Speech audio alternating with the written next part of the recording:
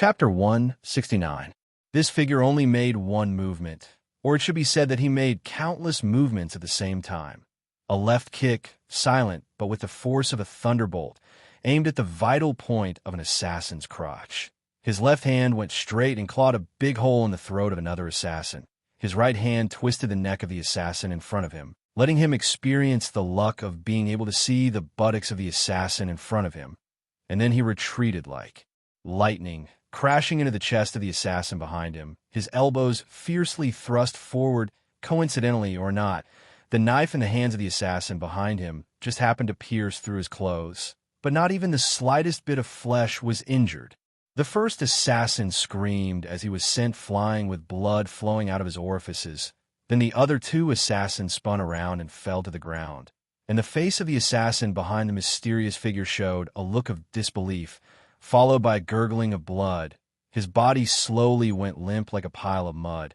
His body was in a very strange position, which one of the people present was not experienced.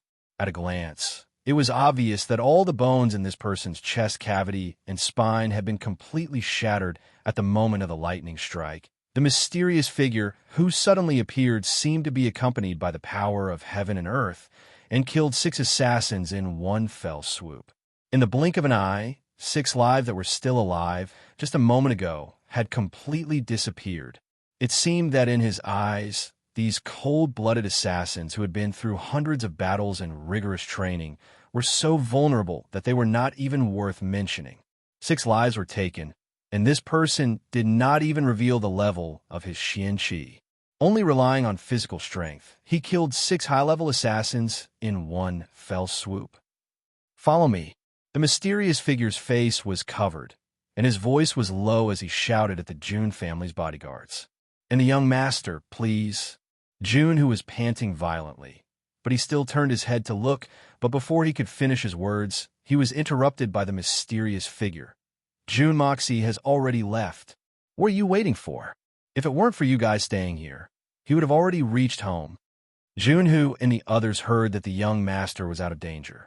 Their hearts were shaken, and they followed after him in a spurt of energy. The mysterious man wasn't boasting. If it weren't for saving them, June Dashao would have already reached home, because this mysterious person was June Moxie himself. After the guards had left, June Xia immediately took off his robe, covered his face, and used the yin-yang escape technique to sneak into the ground. If it wasn't for the fact that he had to rescue June, who and the others, he could have directly escaped back to the June family's mansion. After all, the mansion was very close to the mansion, and although June Dashao's strength was still shallow, he could still escape in one breath. Everyone stared at the ground. Who would have thought that there was actually someone in this world who could travel freely underground? This was simply inconceivable, and it overturned everyone's understanding. Ever since the Xian continent had been inhabited, such a thing had never happened. Naturally, no one was aware of it, and no one had even thought about it. However, the creation of heaven and earth was not something that belonged to this world, and had long since exceeded the scope of xian-qi. It was reasonable that no one could understand it, or else it would be a waste of the profound meaning of the creation of heaven and earth. It was precisely because of this godly technique that the young Master June, whose strength had yet to be fully revealed, was able to kill 6 people with a wave of his hand, because no one could figure out how he had appeared in the first place. It took a long time for one to react from the initial shock and then to act. Although this process would only take a few tenths of a second for a well-trained assassin, but for the hitman June, it was more than enough time. This gap gave him enough time to reap the lives of the assassins, and he didn't even need to use his throwing knife, as he had already opened up a gap in the encirclement. At this moment, the leader of the assassins, Li Ji-Wu, had already confirmed that something was wrong, and had turned around to rush over. He was almost flying close to the ground, and his bright yellow protective xian-qi was exceptionally dazzling in the pouring rain. It was as if a small sun had suddenly appeared in the dark of the night. The pouring rain fell on his xian-qi shield, and unexpectedly, it was as if the neon lights of a modern rainy night were blurred and beautiful. At his side, Two yellow Xianqi lights were also flashing, and their speed was not much slower than Li Jiwu's. 3 Earth Xian assassins were approaching at almost the same time. At this moment, 10 assassins were chasing after Jun Moxie and the others, and were angrily chasing after them. The one in front of Jun Moxie was a masked man dressed in black, and was holding a long sword in his hand. He stood there motionless, like an impenetrable mountain wall, and blocked the route that Jun Moxie and his bodyguards had taken a break out of the encirclement. This man's body was shrouded in a layer of Xianqi, Yu Xian's expert. It seemed that this man should be the leader of the second team of assassins. This man didn't need to kill, and he didn't need to kill anyone. The only thing he needed to do was slow down Jun Moxie's momentum, and then they would once again fall into the encirclement of the assassins. Because, with their current strength, they wouldn't be able to hold out until the Jun family's reinforcement arrived. Life or death, victory or defeat, could be decided in the snap of a finger. But how could the hitman Jun do as he wished? At this moment, Jun Moxie was at the forefront of the team, and he was like the sharpest dagger or the tip of an indestructible spear. His whole body didn't hesitate and didn't slow down in the slightest as he rushed forward and faced the gleaming long sword with his chest out to meet it. This posture looked very much like suicide. The green light flashed and then flourished. The raindrops that filled the sky fell on the surface of the green light barrier, as if they had fallen on a hard stone floor, and were actually splashed away. This black-clothed assassin, Yu Xian, was going all out. He wanted to kill this mysterious person, who was also the core member of the Jun family's team. The blue light of the sword was first retracted like lightning, and then like a blue dragon, it rode on the clouds and thunder, and went straight towards Jun Moxie's chest. The killing range of this sword was no less than 5 feet in front of Jun Moxie's body, and the power of this sword was abundant and unstoppable. This sword was accompanied by the bursts of thunder in the sky, and even the assassin Yu Xian himself felt that this sword was the pinnacle of his Xianqi cultivation over the decades. At this moment, he was confident that even a peak Earth Xian expert in front of him wouldn't be able to take a single step forward in a short period of time. Not to mention this unknown masked expert in front of him. His Xianqi couldn't even shine, and it was obvious that he was a rookie. Could it be that such a person is a spirit Xian expert? If he was a Shan Xian expert, then he would naturally be able to pass through his line of defense. But to die under the hands of a Shan Xian expert was also an honor. In fact, this Jade Xian expert had even silently cursed himself in that split second. It was obvious that this was impossible. In fact, it was extremely absurd. After all, a spirit Xian expert would have been able to kill all of them in an instant if he had attacked. How would he kill them one by one like this? Besides, Shan Xian experts weren't cabbages that could be found everywhere. The sword was like a bolt of lightning, and the speed at which Jun Moxie faced the tip of the sword was also like a bolt of lightning. The two attacks were about to collide, and the eyes of this Yu Xian assassin revealed a cruel look of excitement, as he had already reached a distance where he couldn't dodge no matter what. Even if he wanted to change his move to spare his life, it was already impossible, not to mention that this kid seemed to be afraid that he wouldn't die a happy death, flying so fast. Could it be that this was the legendary courting death? However, at the last moment when the two of them were about to come into close contact, Jun Moxie's feet didn't stop, nor did his speed decrease, but his entire upper body suddenly twisted, as if it violated the normal law. Below his waist, he was still facing this Yu Xian assassin, but his face and the front of his upper body had already turned sideways. If one were to make an analogy, it was like his whole body had been forcibly changed from a wide plank to a narrow piece of wood. This was simply too strange. It was simply unthinkable that such a thing had happened. Unless Jun Moxie's waist was a semi-mobile toy installed with sliding beads, and he could twist it however he wanted, otherwise it was absolutely impossible. Was this something that a normal person could do? Shua, the ice-cold long sword, with the unique green light of Yu Xian, pierced through the left side of Jun Moxie's chest and out the right side. Langling's sword was tightly attached to the skin of Jun Moxie's chest, bringing out a stream of blood, bursting into the sky full of raindrops. Although Jun Moxie dodged extremely quickly, and the evasion that exceeded the limits of the human body was also extremely exquisite. A layer of flesh was still scraped off. However, this small sacrifice was completely worth it. This was because Jun Moxie's body was like a high-speed flying cannonball. But at this moment, he suddenly crashed into the arms of this Yu Xian assassin. The huge momentum and the huge inertia carried the feet of this Yu Xian expert off the ground, flying forward together with Jun Moxie. Jun Moxie was moving forward, but he was moving backwards. Moreover, he was moving backwards involuntarily. His mind was still in the midst of continuing excitement, but he was forced to move backwards due to the blow.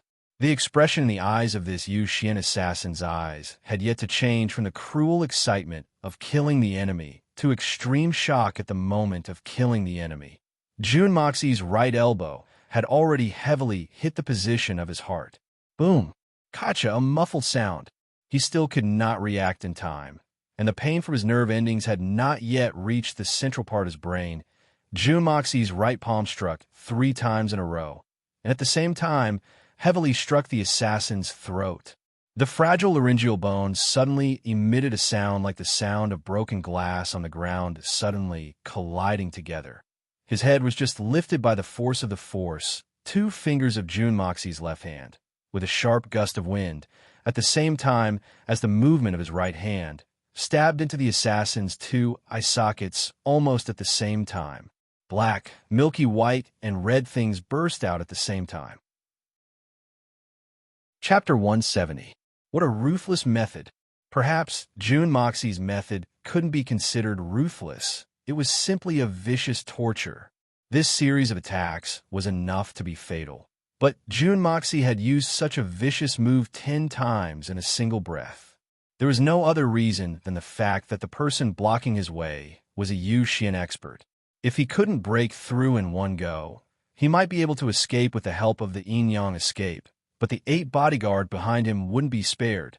It's better for you to die than for me to die, so you have no choice but to die.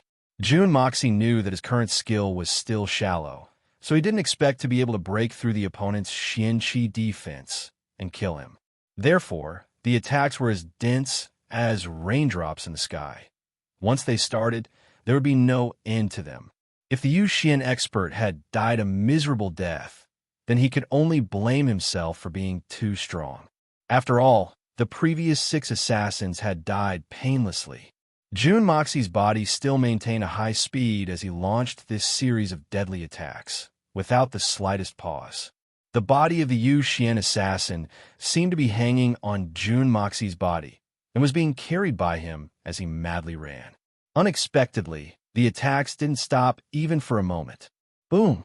The Jade Xian expert's body had suddenly been split into pieces by Jun Moxie's attack. His 4 limbs had separated in 4 different directions, and his head had floated up into the air with a bang sound. It was as if someone had fiercely stomped on a rubber ball, and had suppressed the power of the explosion as it flew up into the air. The torso in the center of the assassin's body had already turned into minced meat and broken bones. Jun Moxie and the 8 bodyguards quickly passed through the sky full of blood, and didn't slow down even a little during the whole process. The assassins chasing from behind could clearly see that this demon-like figure had forcefully opened up a large hole in the leader's body.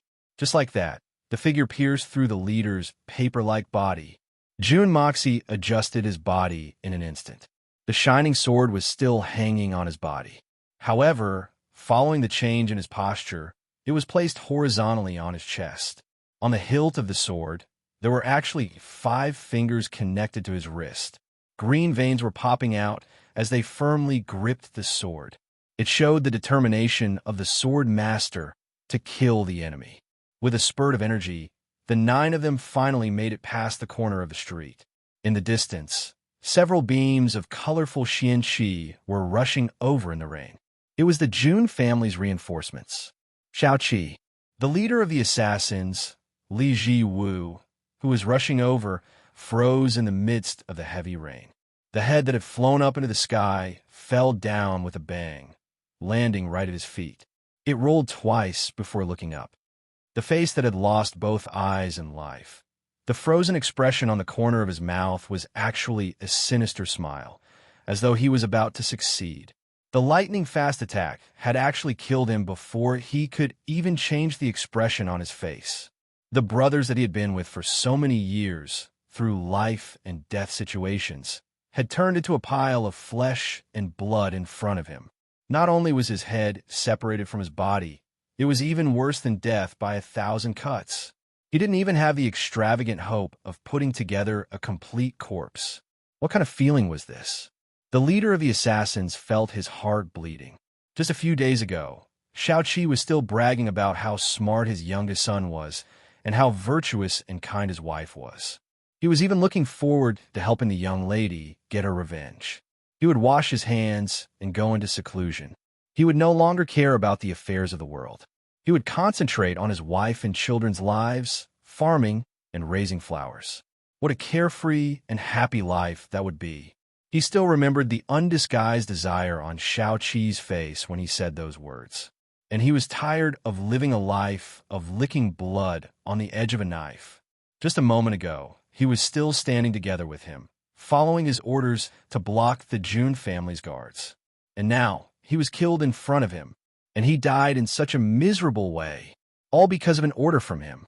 Who are you? Leave your name if you have the guts. Li Jiwu's face was covered with a black cloth as he stood in the pouring rain and roared. His voice was like the cry of an old ape at night, extremely mournful. Who the hell are you?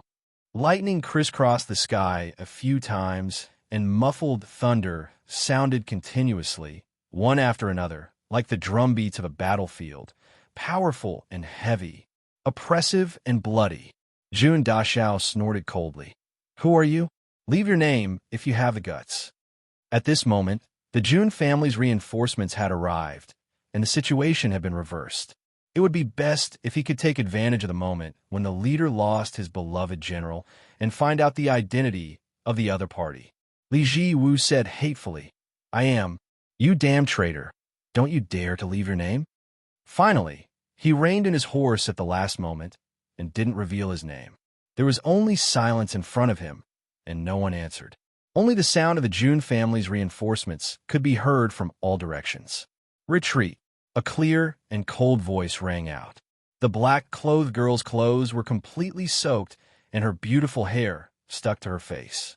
Her clear and cold eyes flickered with pain and disappointment, but she still resolutely gave the order to retreat. Li Jiwu seemed to have awoken from a dream, and the two people beside him bent down to pick up Shao-Chi's head, and the other person helped him up and were about to leave. A strange sound came from his throat, and it seemed as if his soul had suddenly collapsed. He suddenly broke free, and then snatched Shao-Chi's head and held it in his arms. Finally, he looked at the Jun family's reinforcements and the running Jun Moxie bodyguards in front of him, and his eyes were filled with hatred as deep as the mountains and as deep as the sea. Without saying a word, he turned around and left. Shao-Chi, I, your big brother, will take you home. Two mournful and muddy tears mixed into the rain and disappeared without a sound. Retreat. The black-clothed assassins didn't have time to collect the corpses of their companions on the ground, and one by one, they jumped away and went through the heavy curtain of rain. A moment later, the Jun family's reinforcements arrived, but there were only a few cold corpses left. Jun Moxie had just resolved the crisis, and his probing had failed, so he lowered his body, turned around, and hid behind a weeping willow on the side of the street. A golden Xianqi light came from afar and flew like a big bird, piercing through the curtain of rain, and landed in front of the 8 injured bodyguards and looked them up and down. It's good that no one died. Where is the young master? It was the housekeeper, Old Pang. The Jun family's housekeeper, who had always hidden his strength, was actually a peak Earth Xian expert. The 8 people were stunned at the same time. That man had said that the young master was out of danger. But where was the young master? Where did he go? Didn't he go home? They couldn't help but look at each other in dismay. Old Pang's wrinkled face suddenly raised his eyebrows. He asked in a gloomy voice, You abandoned the young master and fled alone? His voice was filled with killing intent. It's It's a mysterious expert. He said that he had rescued the young master. We were surrounded, and it was him who saved us. Did the young master not return home? June, who was ashamed and deeply bowed his head. If the young master was not safe, then even 100 deaths wouldn't be enough to make up for it. A mysterious expert? Where is that mysterious expert? Where is he? Old Pang asked 3 questions in a row, and his voice was getting colder and colder. You casually believed the words of an outsider and disregarded the young master's safety, and only cared about your own life. What use do you have for the June family? Plop. The 8 people simultaneously fell to their knees in the rain, and were speechless as they prepared to receive their punishment. Old Pang sighed, and then shouted in a stern voice, June who? Back then, the old master took pity on you, and accepted you into the June family. He taught you martial arts, and repeatedly took on great responsibilities. That's why the young master's safety was placed in your hands. Now that the young master's fate is unknown, and according to the family's rules, you will be sentenced to death. What else do you have to say? This subordinate has nothing to say. I am willing to accept my punishment. June, who was still kneeling on the ground, and the rain was pouring down on his head, but his face was expressionless. In fact, at this moment, he could have said that he and the others left first because they were following the young master's orders. In fact, because they were not the target of the assassination, if they had used all their strength to break through, they would have been able to escape a long time ago. However, in order to attract the enemy's attention, they fought with their lives on the line. If the young master had an accident, then it would be a dereliction of duty on his part. This was an obvious fact, and it would be a dereliction of duty whether he said it or not. Wait. June Moxie appeared from behind a broken wall and ran over. Old Pang, don't wrongly accuse good people. If June who hadn't led the enemy away, then I wouldn't have been able to escape. Speaking of which, June who and the others have done nothing wrong. Is that true? Old Pang's face immediately softened. Why didn't you say so earlier? He turned around and asked, where did the mysterious expert who saved you go? This person saved the young master's life, and the June family owes him a great debt of gratitude. This subordinate saw him go in a certain direction, but his movements were too mysterious, so this subordinate can't be sure. June, who was still kneeling on the ground, and raised his hand to point in the direction where June Moxie had come from. That man is really a weirdo. He threw me into a mess. June Moxie rubbed his forehead. There seemed to be a bruise on his forehead. He just went over and kicked me. He saved my life, but he actually left without saying goodbye. He was really rude. What does this man look like? Old Pang's mind was spinning. His face was covered, so I couldn't see clearly. June Moxie and June who replied at the same time. However, June Moxie's voice was full of indifference, while June whose voice was full of gratitude. I didn't think that after the marshal's display of power, there would still be people who would dare to lay their hands on the young master. Old Pang said in a low voice, and then waved his hand. The 8 of you, after you've recovered, go see San Yi and report everything that happened today. Do not omit a single detail. Afterwards, leave everything to San Yi to handle. Yes, the 8 men replied in unison and stood up. Chapter 171. Young Master, are you still able to participate in the family banquet? Old Pang took an umbrella from the guard behind him and placed it on top of June Moxie's head. No problem. I'm not injured. June Moxie replied heroically. I'm used to this kind of small scene. It's nothing. Old Pang's mouth twitched, but he didn't say anything. But in his heart, he said that he was used to it. That didn't seem to be a lie. Last time, the princess was assassinated, and this time, the scale of the assassination was almost the same. Last time, he was injured and couldn't get up, but now he could run and jump. Then, young master, please return to the mansion. The marshal and Master Guan have been waiting for a long time. Old Pang said, wait a minute. I still need to go back and check my palanquin. There should be some things inside. June Moxie took the umbrella and turned around to go back. The palanquin had been hit by hidden weapons, burned by fire, and then drenched by rain. It had almost turned into a pile of dirty black ashes. What would be left of it?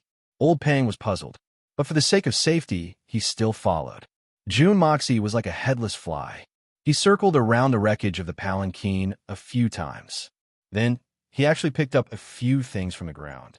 Then, he looked to the east and looked to the west. Then he walked back to Old Pang with the umbrella in his hand and said, "Well, let's go. I don't believe that the hidden weapons you picked up are yours." Old Pang was also an Earth Xian expert. So, how could he not see what June Moxie had picked up? He cursed in his heart, picking up the enemy's hidden weapons in the heavy rain. Moreover, these hidden weapons were very common. So, according to common sense, there shouldn't be any clues. This young master really thinks that he's smart, but he didn't notice that when June Moxie turned near a wall, his eyes quietly lit up. Then, the corners of his mouth revealed a trace of a sure-enough smile. Although the rain was pouring, although the wind was howling. However, after a person had just been there, there would always be traces left behind. It was just a matter of whether the searcher would notice it or not. Just like here, this wisp of fragrance was drifting in the wind. Although it was so faint that it was almost undetectable, Hitman June's nose had been strengthened by the Hong Jun Pagoda. Even if it was even fainter, he would still be able to smell it. It was indeed a very familiar smell, and that retreat sound was also very interesting. This was enough. June Moxie smiled wretchedly. When June Moxie returned home, Grandpa June was standing at the entrance of the hall. His eyes swept over his grandson's body a few times. After confirming that he was fine, he frowned and reprimanded him. "When will you let me feel at ease? Hurry up and change your clothes." June Mo Sien nodded obediently and left like a wisp of smoke. In fact, June Dashao was cursing in his heart. "Grandpa, this assassin's intentions don't seem to have anything to do with me. The root cause is your actions. But this isn't something that can be explained in a few words. Let's talk about it later." By the time June Mo Sia had changed his clothes and arrived at the front hall, the dishes were already being served in an endless stream. Jun Wui was still sitting upright in his wheelchair. His legs were covered with a thin blanket. He looked at June Moxie with a smile that wasn't a smile. He whispered, "I don't know what kind of expert is capable of killing people so cleanly. Emosia.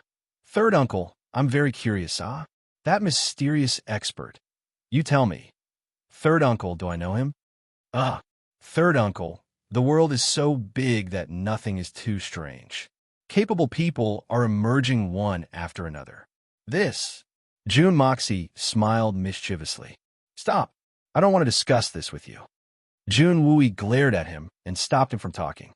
"Do you have any idea about those people this time?" "I do have some idea. I should be about 30% sure." June Moxie winked. "Do you want me to send someone to help?" Jun Wui's expression suddenly became cold. These people dared to assassinate June Moxie. This had aroused Third Master June's terrifying killing intent. "The time is not right yet." June Moxie smiled. "The things they made for me haven't been delivered yet. It won't be too late to kill them when they are delivered. If we act now, we will only alert the enemy." "You mean the crossbows that you mentioned before?" Jun Wui's eyes lit up. "Third uncle is really far-sighted. You can see through everything clearly. You can plan strategies in a tent and win a battle 1,000 miles away." June Moxie flattered. Jun Wui didn't know whether to laugh or cry. "Where are the steward's people?" June Moxie asked curiously. "Aren't they supposed to be welcoming them today? Why aren't they here?" "They are currently in your sister-in-law's courtyard. Qing Han seems to be throwing a tantrum." Jun Wui smiled reservedly. "After all, this is the steward's family business. We can wait for a while." When he said the last sentence, June Moxie had already turned his head. Outside the door, in the midst of the heavy rain, a few figures were slowly walking in. Whoever he said arrived. It was the steward's party. There were a total of 5 people attending the banquet. Sister-in-law Guan Qing Han's pretty face was as cold as ice as she walked at the back. The first person in line was a middle-aged man in his 40s. His face was thin and his figure was tall. He was dressed in a green robe as he walked over. The heavy rain that filled the sky didn't seem to touch him at all. He was the current head of the steward's family, Dong Lu. He was also the father of Guan Qing Han. Behind him was an unusually tall and strong old man. His hair and beard were white, but he had a tiger's back and a bear's waist. He had a leopard's head and round eyes. He looked like half an iron tower. When he opened and closed his eyes shone brightly. He was the #1 expert in the steward's family, Guan Rushan. Behind Guan Rushan were two young men, tall and slender, with a jade-like face and red lips, handsome and graceful. They were Guan Qinghan's brother and sister, the eldest son Guan Qingbo and the second son Guan Qingyu. Look at how they were born. The eldest sister-in-law is graceful, elegant, and moving, while the brother and the younger brother are also elegant, romantic, and handsome young men. The steward genes were really good. Jun Moxie thought maliciously. Are they embroidered pillows? Brother Guan. Jun Wu, he was seated in his wheelchair and smiled as he cupped his fists in greeting. Third brother Jun Wui, no need to be so polite. Guandong Lu smiled and cupped his hands in return. He then ordered his two sons to greet Jun Wui. This must be the third young Master Jun, right? He was indeed a handsome young man with a talented appearance and an extraordinary bearing. Third brother Jun. The Jun family has finally found a worthy successor. Guandong Lu looked at Jun Mo Xie and laughed in a very affectionate manner. He was indeed worthy of being the head of the steward's family. To be able to say such hypocritical and polite words in such a natural and sincere manner. Young Master Jun instantly gave such an evaluation to this young Master Guan, who could barely be considered as his relative. At this moment, Jun Moxie suddenly felt that the young man behind Guandong Lu had intentionally or unintentionally flashed behind Guandong Lu. He was looking at Jun Moxie with an expression of anger, then shock and astonishment, as if Jun Moxie shouldn't be here at all. Although the strange look in his eyes disappeared in an instant, and almost no one noticed it, but how could the hitman's keen senses escape? Jun Moxie couldn't help but wonder, what's the reason for this? What does he have to do with me? After searching through his memories, Jun Mo Xie was able to determine that neither he nor the previous Mo Xie had any contact with each other. In fact, he hadn't even seen each other before. So why is this second young Master Guan so shocked? What is he so surprised about? Jun Moxie's heart was filled with countless thoughts, but his face remained indifferent as he stepped forward and greeted Guan Qingbo and Guan Qingyu. These two were sister-in-law's blood-related brothers, so it wasn't convenient for them to use their debauches at this time. After the initial introductions, it was natural for the old to greet the old and the young to greet the young. Besides Jun Moxie, the Jun family didn't have any other descendants, so the heavy responsibility of entertaining the two young masters of the Guan family naturally fell on Jun Dashao's thin shoulders. Greetings, Jun Sunshao. The two brothers saluted together. Originally, the two of them were older than Jun Moxie, so if it was from Guan Qinghan's point of view, they would address Jun Dashao as third brother. However, although the Guan family was also a Xianqi aristocratic family and was a hegemon in Jianghu, their wealth and power were far inferior to the Jun Moxie family. Therefore, the two brothers had to greet Jun Moxie first. This way of addressing Jun Moxie meant that they didn't see him as their sister's brother-in-law. These two were still young, so they couldn't be considered shrewd. Otherwise, they would have been like their father and affectionately addressed Jun Dashao as third brother. With just this one greeting of Jun Sunshao, Jun Moxie instantly understood many things. His face lit up with a warm smile, and he quickly returned the greeting. Grabbing one of them with each hand, the two of them walked into the hall warmly. Guan Qingyu trembled slightly when Jun Moxie grabbed his hand. Although the trembling was slight, but Jun Moxie could clearly feel the fear in his heart. Jun Mo Xie's heart couldn't help but skip a beat. His face didn't show it, but his mind was constantly thinking about something special. Could it be? Hitman Jun thought to himself as he casually said, "The two Guan brothers have traveled thousands of miles to Tianxiang City, but this little brother has been unable to accompany you for the past 2 days. I apologize for my lack of manners." Guan Qingbo smiled elegantly and said, "Young Master Jun is too polite. We are all in-laws and are a true family. How can there be any disrespect? Moreover, we have been visiting many places in Tianxiang City for the past 2 days. Tianxiang City is indeed worthy of being called the imperial capital. It is truly bustling, and we two brothers have been enjoying ourselves to the point of forgetting home and home. Ha ha. Guanxingbo's temperament was quite similar to that of his father, and his words were quite appropriate. This Guandaxiao was quite puzzled. According to the rumors, the Jun family's Jun son Xiao was a good-for-nothing, a debauchee amongst debauches. But today he had seen him in person, and his words were quite appropriate, and not as unbearable as the rumors made him out to be. Oh, Jun Moxie put on a sneaky look and said in a sneaky tone, "Then I guarantee that there is a place that is absolutely fun. I guarantee that you have never been there before." "What place?" Guanxingbo lowered his voice in response. Jun Moxie's face revealed a wretched smile that only a man would understand. His eyes quickly glanced at Guanxing Han and pulled some distance between them. Then he said in a sneaky tone, "The Spirit Fog Lake. That is a man's paradise. You haven't been there yet, right, huh?" When he said the three words, Spirit Fog Lake, Guanxing Yu's face suddenly twitched violently. The following words are free. I originally wanted to write a single chapter, but then I thought it was unnecessary. It's the end of the month, so it's better to stay here and talk to everyone. First of all, I would like to thank my brothers for their support this past month. Thank you all. Attentive readers have already noticed that May is a crucial month for the Evil Prince. It's the first month of the book's release, but Feng Ling's performance during the first half of the month was completely different from the second half. The updates were also not satisfactory. This, I confess, is shameful. Something did happen, and to be exact, my state of mind is still very unstable.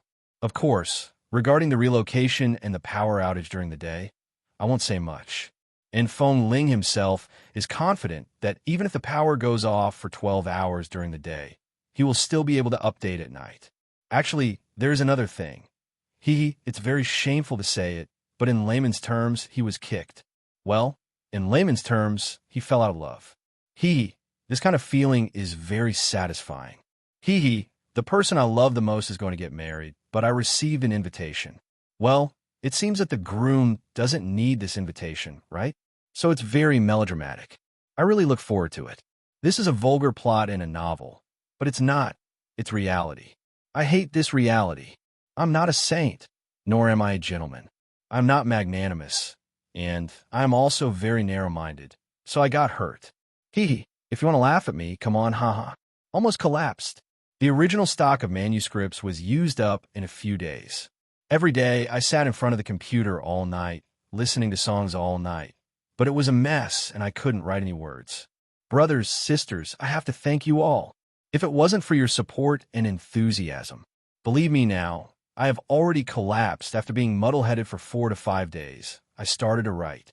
I would go out to look at the moon, listen to the wind, smoke a cigarette, then write a few dozen words, and then go out again. The second half of the month passed just like that. Even in the book, I had more than 10 consecutive chapters without writing any villains. I didn't dare, because with my mentality at that time, when the villains appeared, I was afraid that I would be killed instantly, and it would be a cruel death. This continued until the end of the month, and the only thing I can be proud of was that I didn't stop updating. The reason why I didn't say it before was because I was afraid that some people would say that I used my relationship to act pitiful to cheat monthly votes. I won't allow my feelings to be mocked. I am still proud. From now on, my world is only novels. Let me adjust for a few days. Once I recover, I will fight with everyone to the end. Break out to feel good. In June, there are 2 guaranteed chapters, and the breakout is not fixed. The promise of 3 chapters will not be less than 10 days. Chapter 172. Guanxingbo thought to himself. This guy was really putting on an act, revealing his true colors in less than 3 sentences. I was wondering what kind of place it was. Turns out it's the Spirit Fog Lake. Guanxingbo laughed mischievously, made a hand gesture, and said, "We brothers have been here for 2 days. We have spent 1.5 days there." You two have the same interests, ah. Ha. It seems I'm not alone, ah. Jun Moxie's expression became even more affectionate, as if he had met a soulmate. How was it? Guanxingbo's face showed a trace of embarrassment, blushing as he said, Actually, we didn't go there to seek pleasure. Big brother. Guan Qingbo had just finished his sentence when Guan Qingyu suddenly stopped him and gave him a warning look. Guan Qingbo laughed and said, Qingyu, a man should be open and above board. There is nothing that cannot be said. This is not something to be ashamed of. Besides, Jun Sun Xiao is also a member of our family. There is no harm in talking about it. Jun Moxie nodded repeatedly. That's right, that's right. But in his heart, he was a little puzzled. Could it be that these two brothers don't get along? Guan Qingbo is obviously trying to expose his brother's past. What does he mean? Third young master, in fact, my second brother has a confidant at the Spirit Fog Lake. Haha, this is business. Guan Qingbo's business was really good. So that's how it is. Jun Moxie suddenly realized, Brother Guan really is a romantic person. Haha, this is the true nature of my generation, ah. The young Master Jun had finally figured out the entire sequence of events. Why had the timing of this assassination been so ingenious?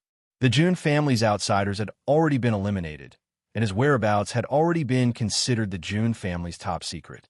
But he had still been caught unprepared by the other party. A thief in the family is really hard to guard against, ah. There is no doubt that Guan Qingyu's confidant is Miss Yu, and it was her who revealed Jun Moxie's whereabouts that led to this assassination attempt. As for whether Guan Qingyu was involved, Jun Moxie deduced that he was. Otherwise, he wouldn't be so flustered when he saw that he was safe and sound. Mother Kerr, we kindly welcomed you as relatives, but you actually colluded with us to plot against us? Jun Moxie was cursing Guan Qingyu in his heart. But now is not the time to lash out. Furthermore, from Guan Qingbao's series of reactions, this matter was most likely Guan Qingyu's personal actions and had nothing to do with the Guan family. Even Guan Donglu and Guan Qingbao were not aware of this matter. Otherwise, why would they dare to attend the banquet at this time? Young people were always impulsive. If a beautiful woman begged him to do something, he would naturally agree without hesitation. Why would he care whether they were relatives or not? How serious would the consequences be? If something really happened to me, do you think a mere housekeeper like you would be able to handle it? The ignorant were indeed fearless. Jun Moxie sighed in his heart. Although this isn't a good time for revenge, I can't let you have it so easy. Isn't you your dream lover? Excellent. Excellent. Let's properly praise your precious you, I'll King piss you off. So, second young master, Guan has acquaintances in the Spirit Fog Lake. Haha. Sorry for my rudeness. I'm a frequent visitor to the Spirit Fog Lake. Jun Moxie smiled and whispered, Speaking of which, I have more acquaintances in the Spirit Fog Lake than second young Master Guan.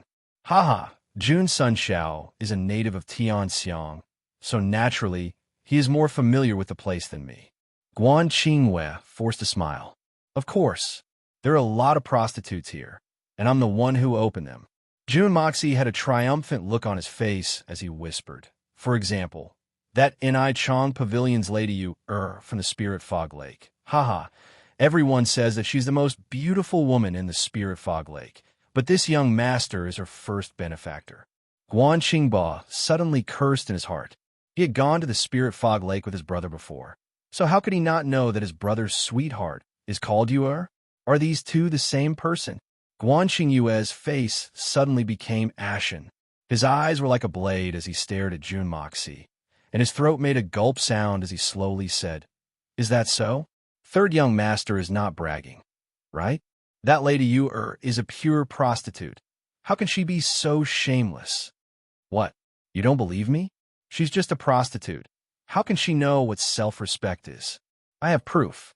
Jun Moxie looked like a perverted wolf, and his eyes were full of reminiscence as his saliva almost flowed out of his mouth. His hand was still moving in the air. Enough! Guan Qingwei suddenly roared and stood up. His eyes were bloodshot as he glared at Jun Moxie. Jun Moxie, you bastard! You bastard! You shameless bastard! Jun Moxie suddenly turned pale with fright and took a step back in a panic. Trembling with fear, he asked, what are you doing? This sudden roar shocked everyone present. The Jun family and the Guan family were in-laws in name, but they were in fact relatives. Now that the in-laws had arrived, Jun Zhan Tian naturally had to personally attend. Both families' patriarchs were present, and Guangdong Lu was respectfully talking to Grandpa Jun. Grandpa Jun was stroking his beard and smiling, as if he was greatly comforted. Guan Rushan and Jun Wui were sitting on the side with a smile on their faces. From time to time, they would interject with a word or two, causing a burst of laughter. Who would have thought that at this time, the Guan family's second young master would suddenly fly into a rage? Moreover, he was cursing at the only young master of the Jun family. His voice was abnormally fierce, and his reaction was even more fiery. It was as if he had a grudge against Jun Moxie for killing his father and stealing his wife. How could the people in charge of the two families not be shocked? This Guan family's second young master shout had actually achieved an effect that even a master like Shun Xian would not be able to achieve. Grandpa Jun, Jun Wui, Guangdong Lu, Guan Rushan, Guan Qing Han, Old Pang, and the busy servants of the Jun family were all stunned. Not to mention the reactions of the servants. Grandpa Jun and Jun Wui were people who had killed their way out of a mountain of corpses and a sea of blood. What kind of scene had they not seen? But now, they were actually shocked by this little brat's shout. This was something that had never happened before. For the Guan family's second young master to be able to shout out such an earth-shattering voice was enough to comfort him for the rest of his life. Guan Qingyu's entire body was trembling, and his eyes were spitting fire as he glared at Jun Moxie. A strong, murderous aura erupted from his body, and his right hand moved very slowly.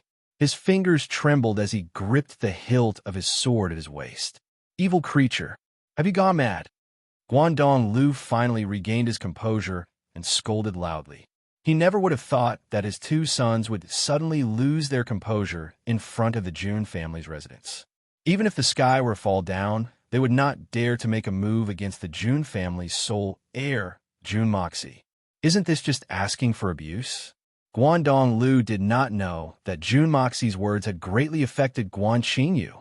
Guan Qingyu had met Yu 3 years ago, and it was love at first sight. However, Yu had never been close to him. Guan Qingyu had tried everything he could to pursue her, and he had almost gone crazy.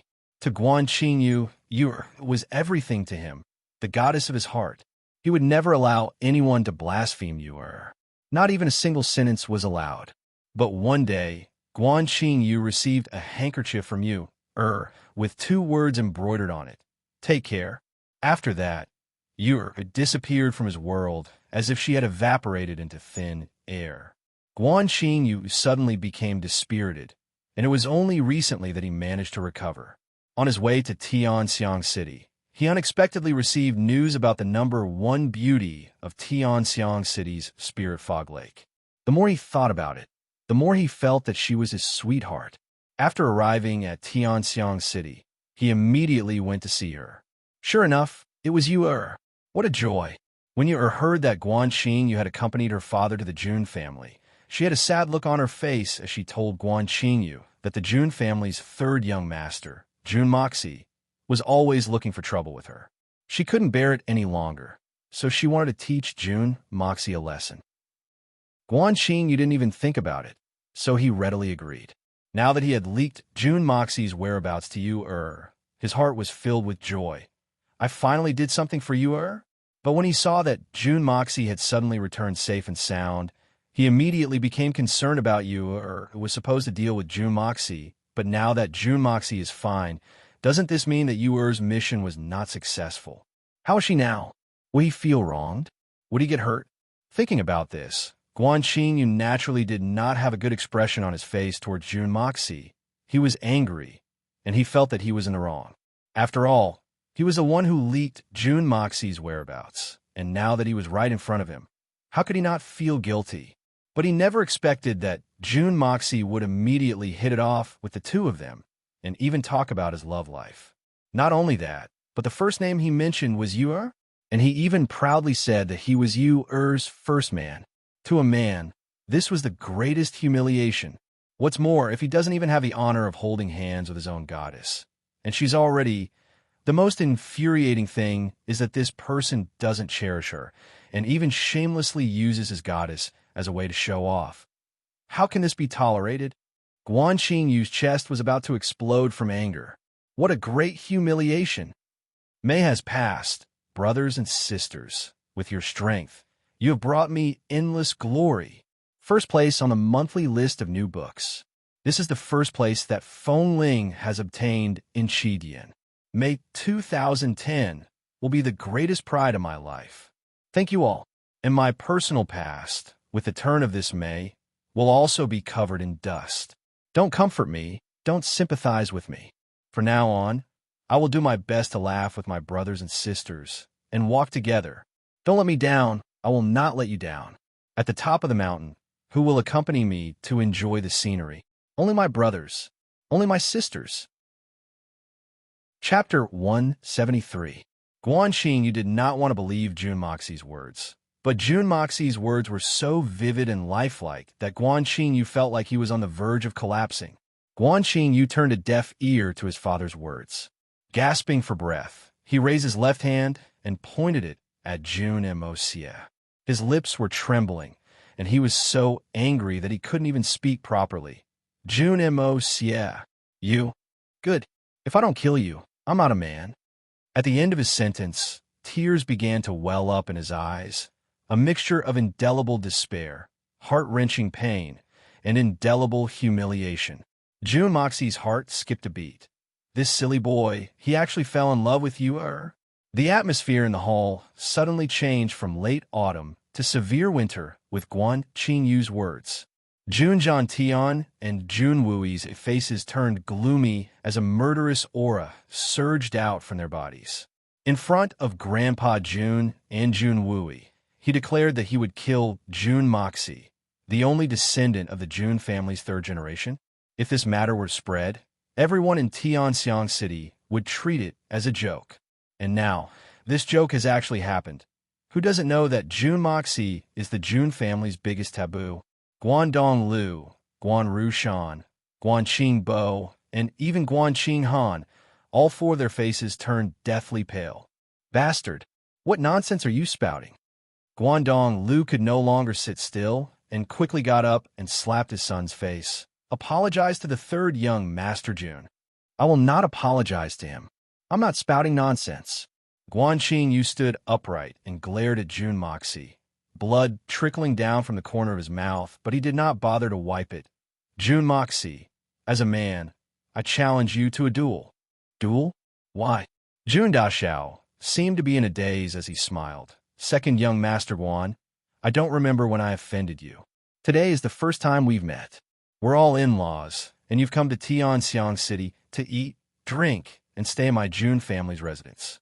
We've done everything possible to entertain you, but now the second young master has scolded me in front of everyone, and even wants to duel with me.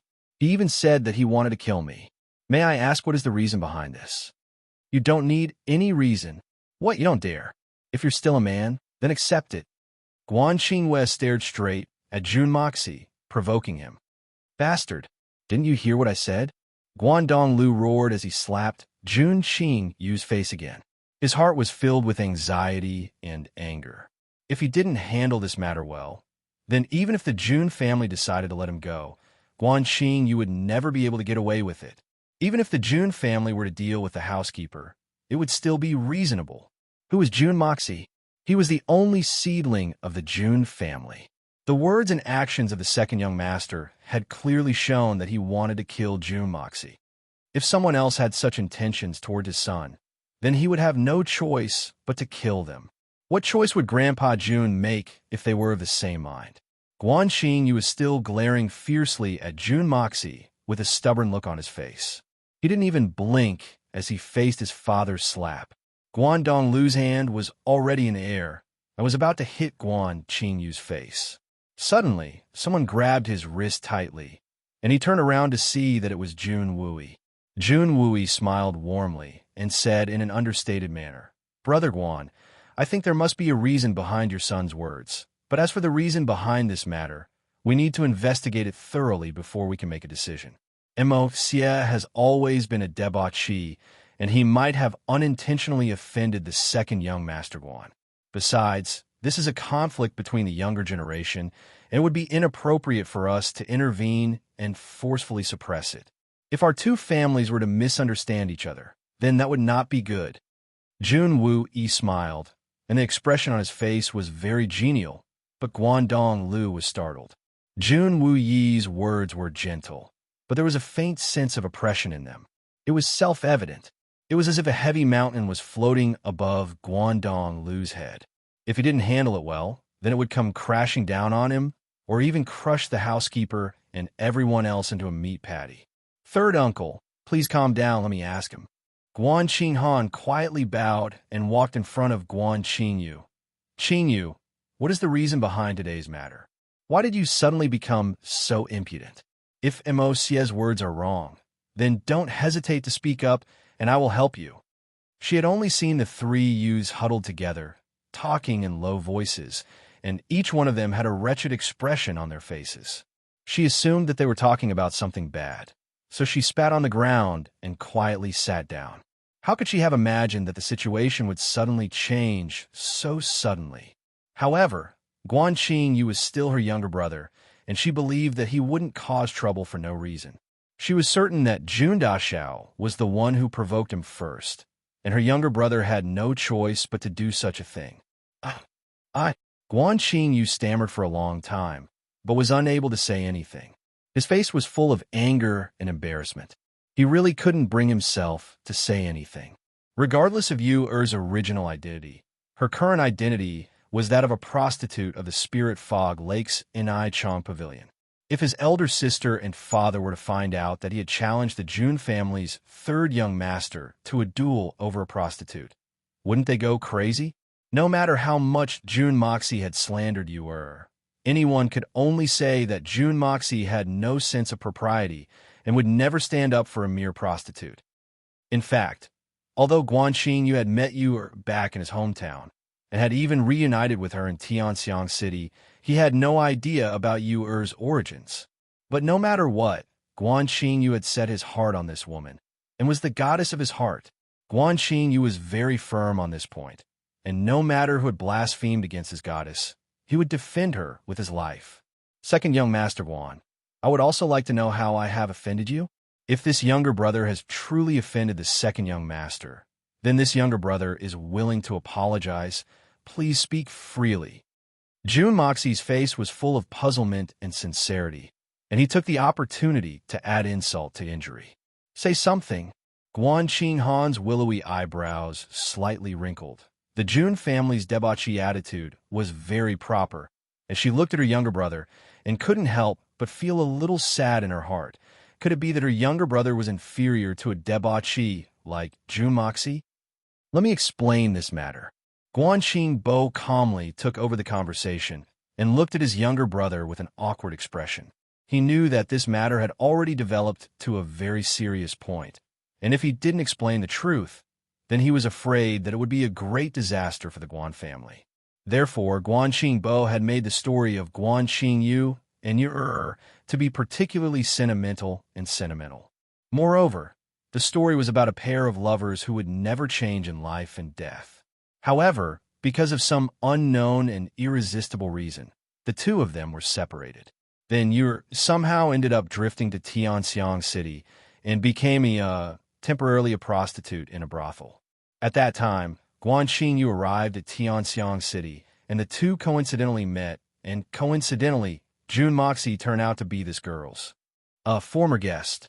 Guan Qingbo's story could be said to be quite subtle, and the story he created was enough to arouse people's sympathy, and the description of the feelings between the two was enough to move one's heart. But even so, Guangdong Lu Yi was so angry that her eyes turned black. She almost fainted. Who here didn't understand what was going on?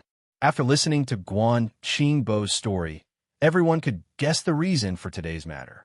These two debauches, and even relatives by marriage, were openly fighting over a prostitute. This was simply the biggest joke in the world. Everyone was silently cursing Guan Qingyu as they stared at him with a look of disdain in their eyes. Just because of a brothel girl, he actually dared to openly compete with the heir of the Jun family for the love of a brothel girl. This second young Master Guan is truly an idiot. The one who was the most furious wasn't the head of the Guan family, Dong Lu Yi, but the eldest daughter of the Guan family, Guan Qinghan. Guan Qinghan had always despised her brother-in-law, Jun Moxie, for being a debauchee, but now her well-behaved younger brother was also this kind of trash. Guan Qinghan had never imagined that she would ask such a dirty question, and her pretty face turned red with anger. She glared fiercely at Guan Qingyu, and then at Jun Moxie before retreating to the side. Jun Moxie felt somewhat wronged. Your younger brother was the one who stirred up trouble. Why are you glaring at me? You still don't know that your younger brother is one of the main culprits behind this old man's assassination attempt? I'm the one who feels wronged. You bastard, you're making this old man furious. Guandong Lu roared, his voice shaking the entire hall. For a woman like this, you actually want to fight to the death with our Guan family's relative, your sister's brother-in-law? Guandong Lu's body trembled with anger. You disobedient son, unfilial son. You've brought shame to the Guan family. Guan Qingyu saw his father's anger and was a little regretful and afraid, but he still refused to admit defeat. Bracing himself, he retorted, is my beloved. She is no ordinary woman. Besides, this brat will no longer be my sister's brother-in-law. We came here to annul the engagement, and once it is annulled, he will have nothing to do with the Guan family. Beast, shut your mouth. Guandong Lu turned pale with fright and hastily shouted. Unfortunately, his words were like the wind, and it was too late. Guan Qinghan raised her head in panic and looked at her father in disbelief. Her face suddenly turned pale, and her lips trembled, but she was unable to utter a single word. Grandpa Jun and Jun Wui's faces sank, and even Jun Moxie was shocked. The hall was filled with a deathly silence. Chapter 174. Guandong Lu smiled as his cheeks were dripping with sweat. Please go ahead, take care of yourself. Jun Tian snorted as he walked in with a calm face. Guan Qinghan's status in the Jun family is only in name. This is an ironclad fact.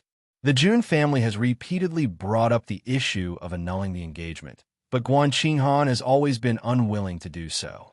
But now, the Guan family has brought up the issue of annulling the engagement, which is completely different from the Jun family's initiative.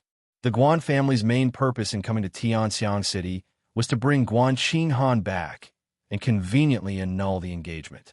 Both families are well aware of this purpose. But knowing is one thing, and the Guan family's initiative to bring it up is another. Even if the Guan family hadn't brought it up, Grandpa Jun and Third Master Jun would have been willing to facilitate this matter for the sake of Qinghan's happiness. But the Guan family's initiative is tantamount to slapping the Jun family in the face, although this was purely a matter of face. But this face, the Jun family cannot afford to lose. What was originally a good thing has become a difficult matter to resolve in a split second. Jun Wui's eyes flashed as he slowly said, "So that's how it is." Pondering for a moment, he continued, "As for Qinghan's matter, we'll discuss it later. Right now, I just want to know what the second young Master Guan wants to do today." Guandong Lu was at a loss for a moment. As the head of the family, this is the first time in his life that he has felt so helpless. Jun Moxie, you've humiliated so you're my mortal enemy. Guan Qingyu sneered. Don't tell me that your Jun family wants to force me to stay here. No wonder you said that you're despicable and shameless, and that she wanted to retaliate against you. So you're really so hateful. Since you've luckily escaped today, then I'll take revenge for you, If you're still a man, then accept this young master's challenge. This brat actually spilled everything out, and he even had a face full of righteousness and indignation. Is this what an idiot looks like? Or perhaps it could be said that newborn calves are not afraid of tigers. In fact, it was no surprise. The butler was famous in the entire eastern region. As the second young master of the Guan family, Guan Qingyue was like a local tyrant. Even though he had arrived in Tianxiang City, he still felt that the Jun family was only an aristocratic family with some power and influence. How could it compare to the Guan family's Xianqi family? In fact, even the officials of the eastern region had to be polite to him. Therefore, in his young heart, he really didn't put the June family in his eyes, especially when he saw the 3 generations of the June family today. One was so old that he was about to enter his coffin, one was a debauchee, and one was a cripple. What kind of people were they? He had undoubtedly overlooked a very important point. Xianxi aristocratic families were admittedly powerful, but they were only a Jianghu aristocratic family. So long as they weren't able to reach the legendary level of strength of the Silver Blizzard City, they would have to accept the restrictions of the secular world. The June family may not have a single expert, but it still represented the highest authority in the military, able to mobilize the entire nation's military forces. Regardless of whether it was in the secular world or a super aristocratic family, authority was the only thing that could truly dominate everything. Superb martial arts could at most kill hundreds, thousands, or even tens of thousands of people, but it could never rule a country, a city, or even a village. But authority could. This was the biggest difference between the Guan family and the June family. This was also an insurmountable gap. To put it bluntly, the Guan family's prestige was indeed extraordinary, but it wasn't enough for the officials of the eastern region to give face.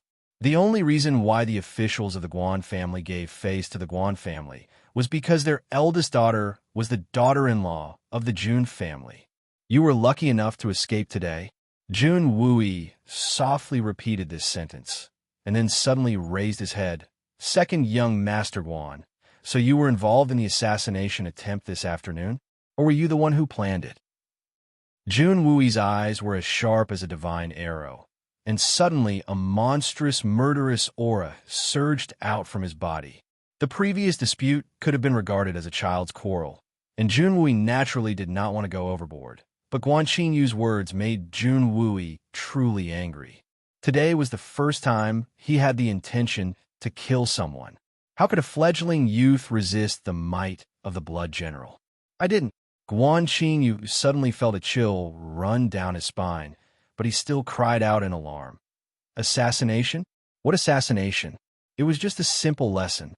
How did it turn into an attempt to kill him? At that time, I didn't know that Jun Moxie was so hateful, and if they really wanted to kill him, why would I tell them? If this young master really wanted to kill him, do you think he would be able to escape? Jun Wui, Guandong Lu, Guan Rushan, Guan Qing Han, and Jun Moxie couldn't help but sigh in unison. It was obvious that this second young Master Guan was nothing more than a tool in the eyes of Lady Yue. She used him to achieve her goals in the East, and then left for Tianxiang. Now, she used him to obtain information about Jun Moxie's whereabouts, and then set up an ambush to kill him. And Guan Xingyu was obviously a chess piece that had been abandoned by her.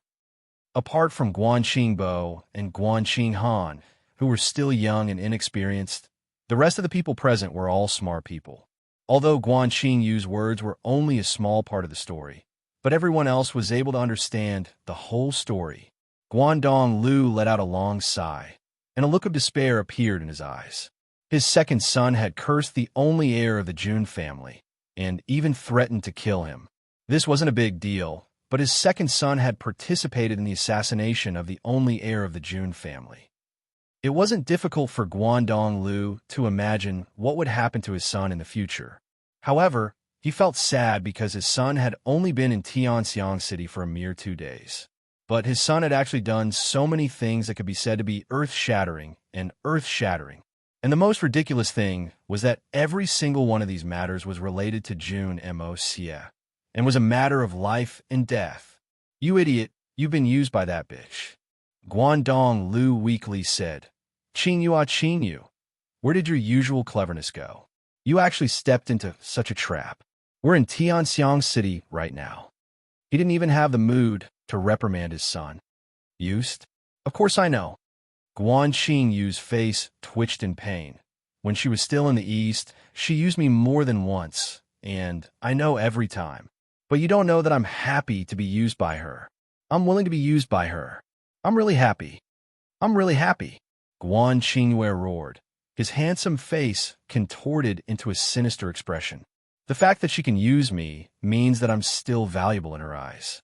If she doesn't even bother to use me, then what value do I have? Are you just going to be a hedonistic son of a rich family? I'm willing to be used by her. The young man's stubborn voice echoed in the hall, and in an instant, the hall became silent, and there wasn't a second voice. On Guan Qingyu's face, 2 lines of tears finally flowed out. Jun Moxie sighed. In both his previous and current life, he had always been a heartless person. To be the strongest assassin, one must be heartless and ruthless and abandon all emotions and love. Only then can one truly be free from all attachments and kill everyone in the world. But as a martial artist who pursues the pinnacle of martial arts, he must overcome the barrier of love. And the only barrier that Jun Moxie hadn't overcome was the barrier of love. It wasn't that he couldn't, but he didn't dare. He didn't dare, and this was the only thing that Jun Moxie didn't dare to do. The barrier of love. Since ancient times, the barrier of love has been difficult to overcome.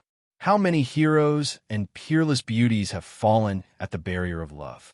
The word love has been passed down through the ages, but how many people have been able to overcome the barrier of love? One must first have feelings and throw oneself into it. Only then can one overcome the barrier. But once one throws oneself into it, most people would have no regrets, even if their body and soul were to burn. Ask the world, what is love? It's called life and death. At this moment, everyone in the hall could clearly feel the depth of Guan Qingyu's love and the bitterness of it. It was a kind of helpless despair, powerless sorrow, and a sense of hopelessness. Among them, Guan Qinghan felt it the most. In this world, if there was a man who would sacrifice himself for her without any regrets, MOU. You've let me down. Jun Wui had been in love for 10 years and naturally understood this kind of hopelessness. He couldn't help but sigh, and his killing intent was greatly reduced. For the first time, Jun Moxie had a look of respect on his face. Of course, it was because Guan Qingyu had hurt him, but the depth of his feelings was worthy of admiration, even though his feelings were doomed to be hopeless. Because no matter what, in Jun Moxie's heart, Yuer was not some irreplaceable goddess, but a woman who must be killed. Even if she was willing to accept Guan Qingyu's feelings, Jun Moxie would never allow such a woman to live in this world. Sympathy was one thing, and respect was another. Just because you have feelings doesn't mean that you can do whatever you want if it threatens your own safety. Then even if your feelings are higher than the sky, and your love is deeper than the sea, so what? Guan Qingyu's life was destined to be a tragedy, and this tragedy was unavoidable. Jun Mo Xie gave Jun Wu Yi a meaningful look. Jun Wu Yi was startled for a moment, but then immediately understood. His eyelids drooped down. Jun Wu Yi had a similar experience, and he was very sympathetic towards this infatuated man. But it would be a completely different matter if this infatuated man were to endanger the safety of the Jun family. So that's how it is. The truth has come to light. It turns out that second brother Guan is an infatuated man. I admire him. The previous hostility was just a small matter. It was just a small joke between us youngsters. Why did the older generation get involved? Jun Moxie showed a rare magnanimity. Jun Mo Xie would always admire a person who was completely immersed in love, no matter how inflexible or foolish he was, because he didn't dare to enter. Of course, even if he was an infatuated man, and even if Jun Moxie admired him, he would not hesitate to kill him. Chapter 175. But the problem at hand is that the two families are in-laws, and the feelings of his sister-in-law, Guan Qinghan, must be taken into consideration. The alliance between the two families must also be considered. This is not something that can be exchanged for the life of a mere Guan Qingyu. The bigger picture is the most important. Guan Qinghan couldn't help but be overjoyed. This matter could be resolved in such a manner, and this would be the best outcome. She had thought about it several times before, and felt that as long as she personally went to the old Master Jun and her third uncle to ask for forgiveness and plead for leniency on behalf of her younger brother, there would be room for negotiation. However, the one who would be in a difficult position was the young Master Jun. Her younger brother had been blinded by greed and had vowed to kill Jun Mosia. Who would have thought that Jun Xiao San would be so magnanimous as to resolve this matter in such a manner? Even his brother-in-law, who was usually an eyesore, suddenly found him pleasing to the eye. Many thanks for third young master's generosity. Guangdong Lu thanked him sincerely. As the head of the family, how could he not understand that this was the best time to quell the Jun family's anger? Then he turned around and roared, "You two little bastards! Hurry up and go back to the guest room to reflect on your misdeeds. When this old man gets back, I'll peel off your skin." Jun Wui closed his eyes and didn't say anything. The two brothers hung their heads low and walked out of the room. Jun Moxie could clearly see the trace of a smile on Guan Qingbo's face. Guan Qinghan hesitated for a moment, but still called two servants over and ordered the kitchen to prepare another table of dishes for them. No matter what mistake they had made, they were after all brothers of the same family. Brother Guan, Jun Wu slightly raised his head, and a cold glint flashed in his eyes. Guangdong Lu's eyes met Jun Wu Yi's, and he felt a faint pain in his eyes. This is a matter between the younger generation, so let's just treat it as a farce for the time being. But I want to say this, if something like this happens again, then don't blame me for not taking into consideration the relationship between our families. Third brother Jun, rest assured, if something as shameful as this happens again, then I, Guangdong Lu, will chop off my own head and deliver it to you. Guangdong Lu's expression was solemn. He owed the Jun family a big favor today. At the same time, it was also a great humiliation for him. The Guan family was considered one of the wealthiest families in the eastern region, and the second son of the Guan family did such an unwise thing because of a prostitute. That's good. I trust Brother Guan, and I believe that Brother Guan is worthy of my trust. Jun Wu chuckled. His slender fingers gently caressed the blanket on his legs. Then, he slowly said, "Let's put an end to the previous misunderstanding. But I hope that Brother Guan will be honest with me about Qing Han's matter. So, I hope that Brother Guan will tell me the real reason behind this annulment." Guangdong Lu was startled and was just about to speak when Jun Wu interrupted him. Jun Wu shook his head slightly and spoke in a calm manner. "You and I both know that the two families have been engaged to each other in the past, and both families have been satisfied with this marriage. However, after Yu died in battle, the Jun family took the initiative to annul the marriage for the sake of Qing Han's happiness. But because of Qing Han's insistence, and because of her pain, the Jun family agreed to let Qing Han marry into our family. However, this was only an expedient measure, and the annulment of the marriage was only a matter of time. Both our families are well aware of this, and are only waiting for the right time for Qing Han to appear. But Brother Guan, your visit this time seems to be unusual." Jun Wu pursed his lips, and his face became stiff. "What happened? If Brother Guan still recognizes my Jun family, then please speak clearly, but if Brother Guan doesn't want to speak, then it doesn't matter. The divorce document is in my hands, and I can give it to you now. Henceforth, our two families will no longer have any relations." Jun Wu's words had been spoken in an extremely decisive manner. Guangdong Lu stared dumbfounded at Jun Wu for a long time, and then suddenly sighed, and his straight back seemed to collapse as he spoke in a low voice. "Third brother Jun, this matter, in the end, it's best that you don't know about it. Otherwise, you will only implicate the Jun family. In short, I, Guangdong Lu, am not an ungrateful person, and I'm sure third brother is clear about this. I, Jun Wu, am not a person who is afraid of trouble." Jun Wu's face remained calm and unmoving. Is there anyone in this world who dares to force a marriage? Forcing the Jun family's daughter-in-law into a marriage? This is all this girl's fault. Guangdong Lu sighed as he looked at Guan Qinghan helplessly. Father, how could this be my fault?" Guan Qinghan's face turned red as she glared at her father. "What are you talking about? How can you talk about your own daughter like that? You're clearly saying that I'm attracting bees and butterflies. Humph. My two brothers are not making any progress, and even my father's words are so out of line. Qing Han, do you remember half a year ago, on the anniversary of Mou's death, Did you go to Mou's cenotaph to offer your condolences? Guangdong Lu sighed deeply. Did you meet a green-robed youth there? It was him. Guan Qinghan suddenly remembered that a green-clothed youth had been pestering her and had followed her back and forth, but she hadn't paid any attention to him, and he had eventually disappeared. Guan Qinghan still remembered that youth's last words. I don't care who you are, and I don't care what your status is, but you will become my woman.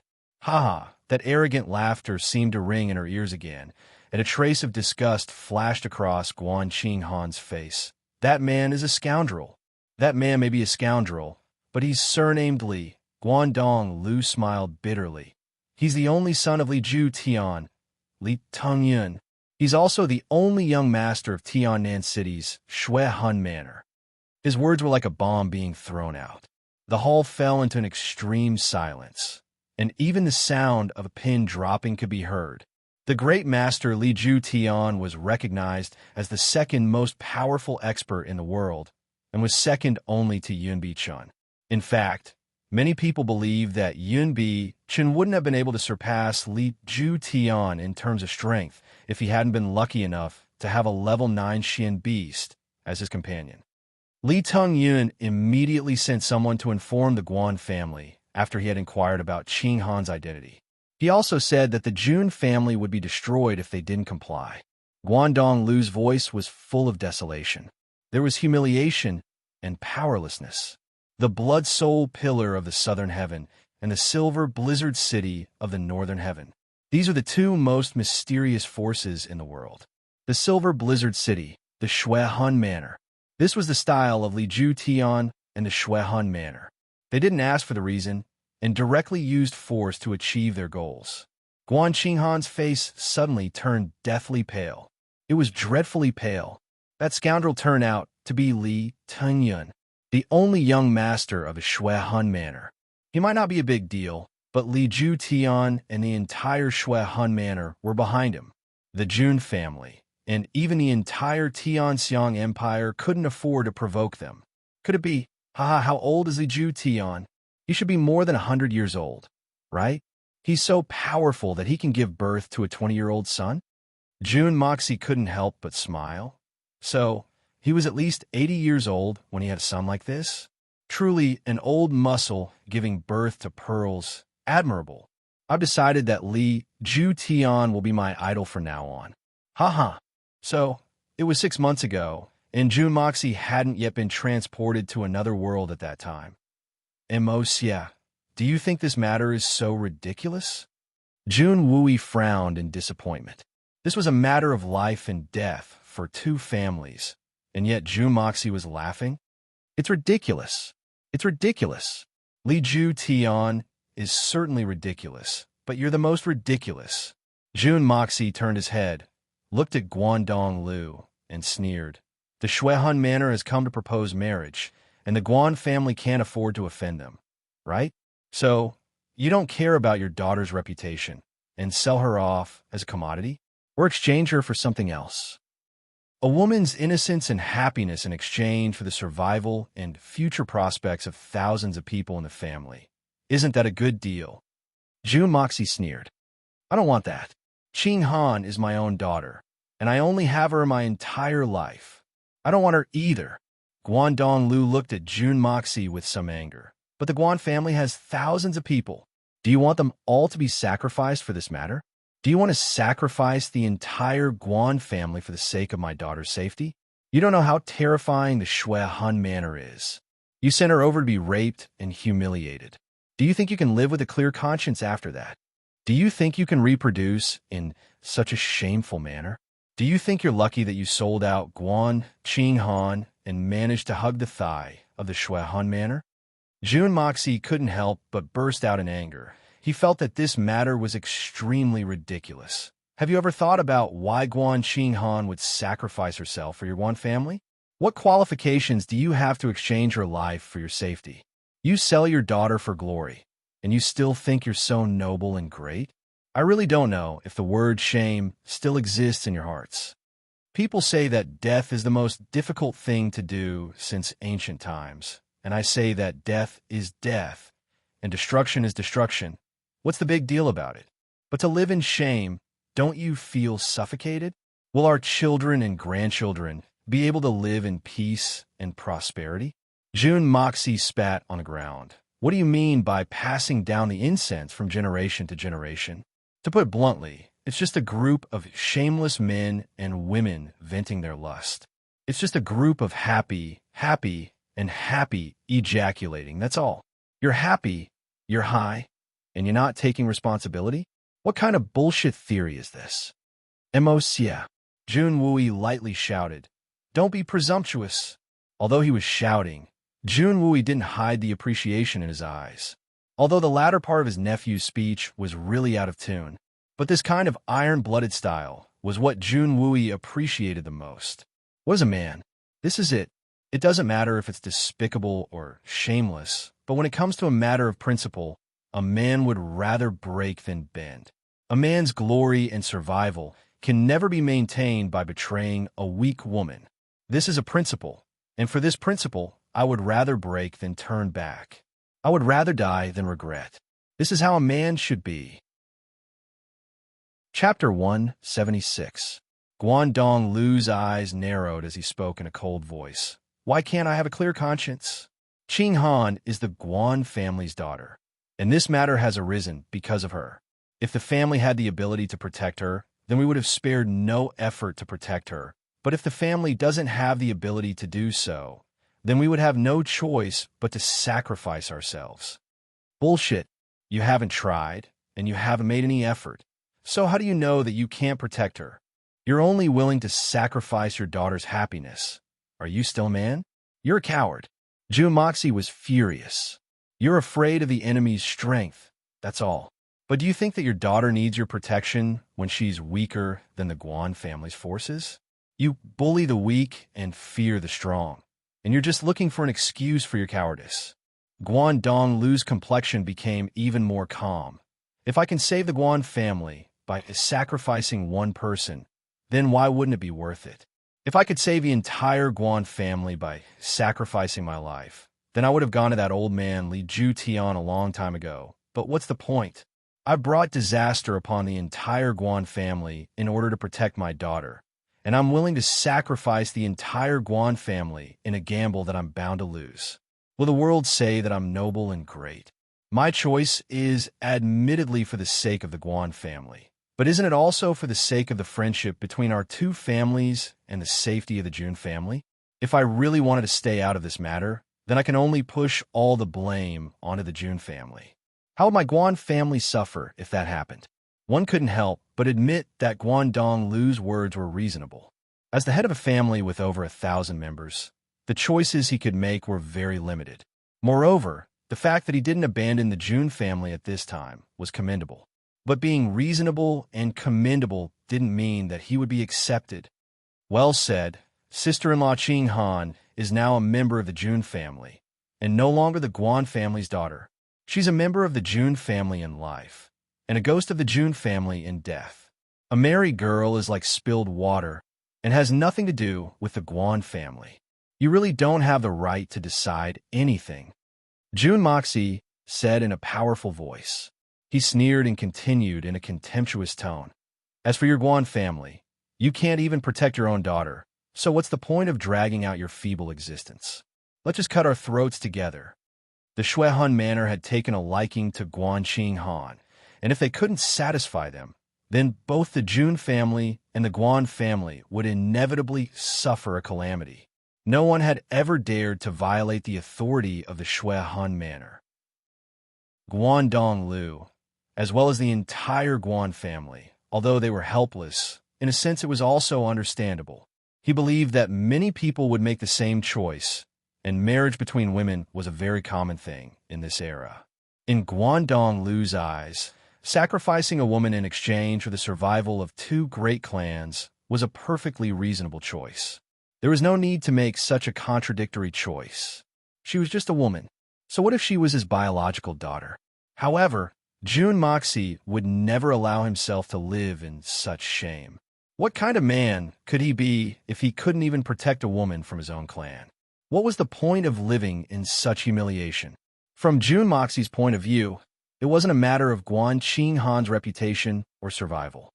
It was a matter of his own principles. Perhaps such a decision was stupid, or perhaps such a decision would lead to the destruction of both the Guan family and the Jun family. But in Jun Moxie's heart, there was no room for compromise, even if it meant sacrificing the lives of millions of people in Tianxiang.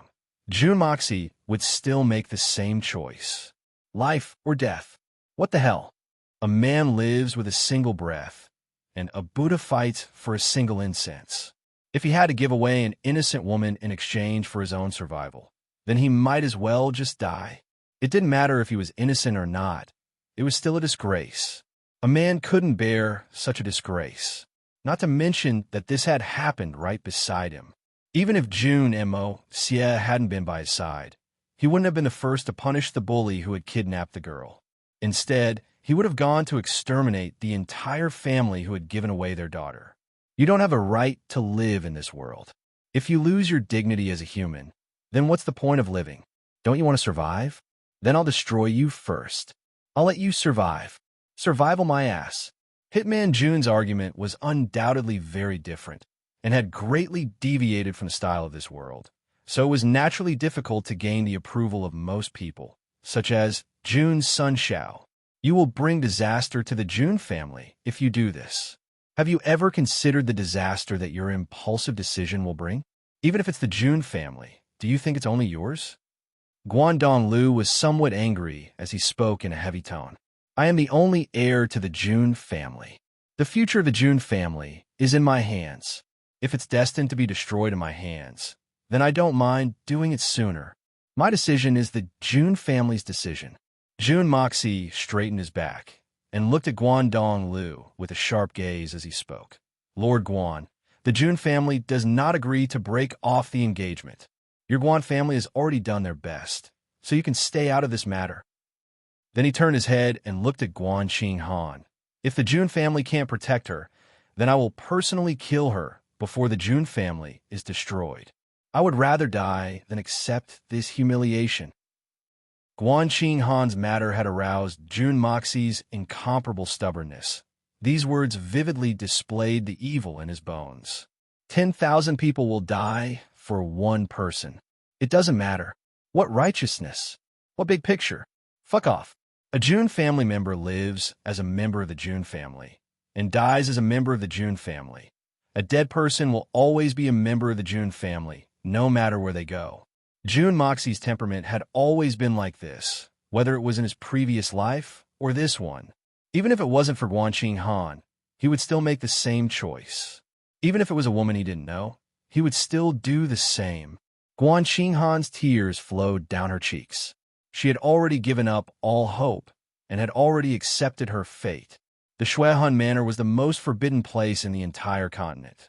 The world was so big, and there were so many talented people, but how many people would dare to disobey the orders of the Shuihun Manor? Even Jun Wui wouldn't be able to stop Guangdong Lu if he insisted on going his own way. After all, Guan Qinghan was the daughter of the Guan family's Guangdong Lu. She only needed to cancel the engagement, and then she would have nothing to do with the Jun family. Guan Qinghan was even prepared to sacrifice herself for the Shuihun Manor and then commit suicide. But she had never expected that at this moment, Jun Moxie would actually stand up. She had always looked down on this brother-in-law of hers and had abused him for several months. This debauchee brother-in-law of hers had actually said such words. He would rather die together with her than let her accept and face her tragic fate. In fact, he would even sacrifice his entire family for her sake. From Jun Moxie's resolute tone, Guan Qinghan could clearly feel that Jun Moxie was willing to sacrifice everything for her and that he was willing to make the whole world his enemy. Guan Qinghan wanted to burst into tears at this moment. Even her father and family had abandoned her, and her life was filled with darkness and despair, but there was still such a person who would stand up for her at all costs. Jun Moxie's thin stature and narrow shoulders had suddenly become the most reliable thing in her life. In this storm, he had become the only thing she could rely on, the last thing she could rely on. A moment ago, She had been moved by Guan Qingyu's feelings for Yer. But now, how could Guan Qingyu be compared to Jun Moxie?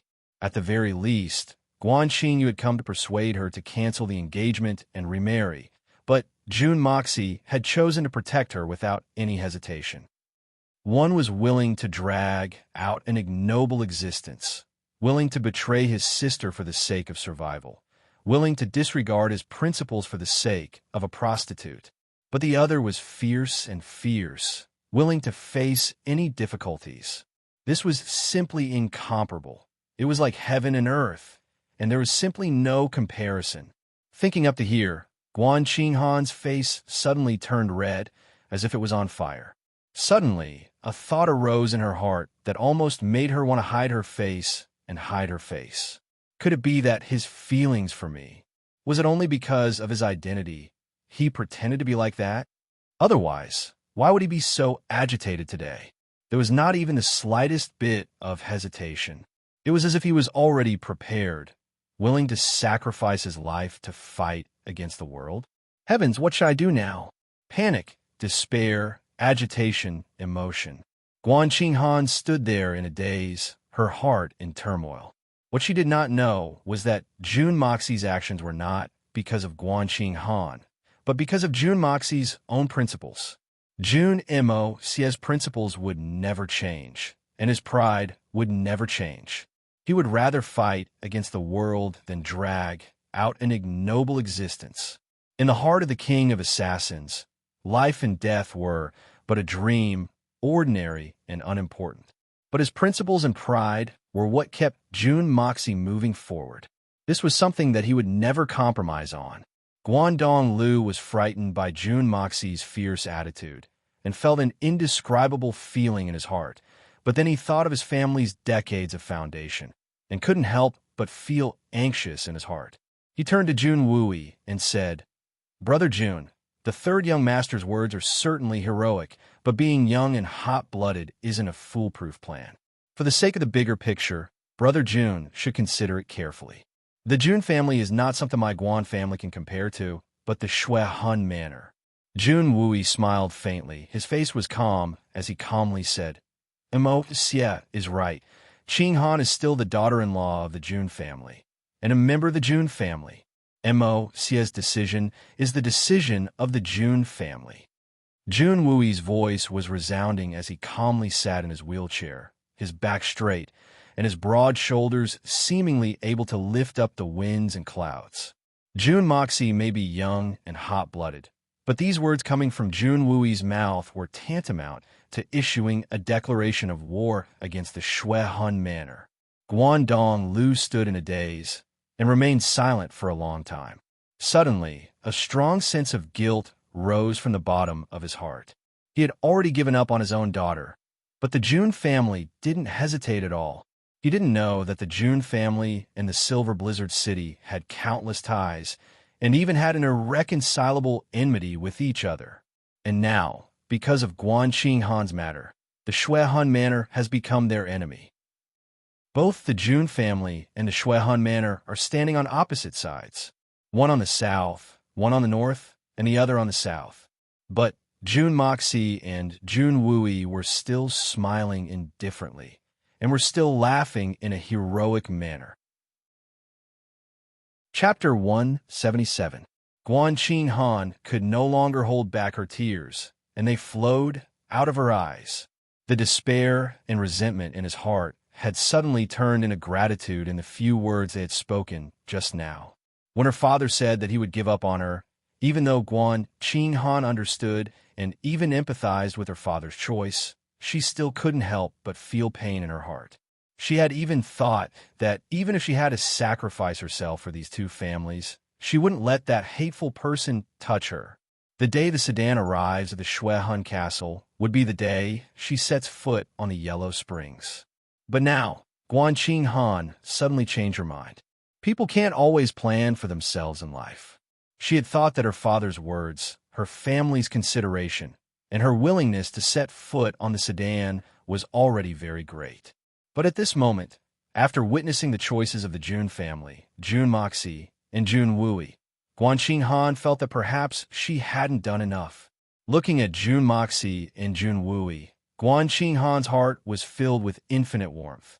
For these people who care about me, even if I have to sacrifice the rest of my life, so what? As long as they can live peacefully and happily, isn't that better than anything else? I can be unwilling to be humiliated and commit suicide, but if the Shui Hun Castle takes its anger out on the Guan and Jun families, wouldn't that be a greater sin for me? How can I implicate such heroic men and heroic families? How can I let them sacrifice themselves for me, and let countless innocent lives be humiliated, trampled, and killed? How can I bear to do that? How can my heart be at peace? Third uncle, Father, I have something to say. When Guan Qinghan turned her face, she had already restored her usual cold appearance, and looked even colder. If you have anything to say it. Third uncle will definitely support you. Jun Wooey looked at her, and suddenly a bad feeling arose in his heart. Guan Qinghan quietly raised her head and looked at the heavy rain outside the hall. She finally made up her mind. She slowly knelt down in front of Jun Wooey and slowly kowtowed 8 times. She raised her head, looked at Jun Wooey, and calmly said, "Originally, Qinghan had no right to intervene in the family's affairs. But the cause of this matter is Qinghan. Qinghan is the eldest daughter of the Guan family and was once the granddaughter-in-law of the Jun family. Not only was she unable to do her best for both the Jun and Guan families, but she also provoked such a disaster. This is a grave sin, and I hope that third uncle, third brother, Mo Xie, and father will no longer argue over this matter." During this period of time, Qinghan had also thought through many things in her heart. Although Qinghan and Mo you were engaged to be husband and wife, they weren't husband and wife in name. So, it would be inappropriate for her to shamelessly stay in the Jun residence for too long.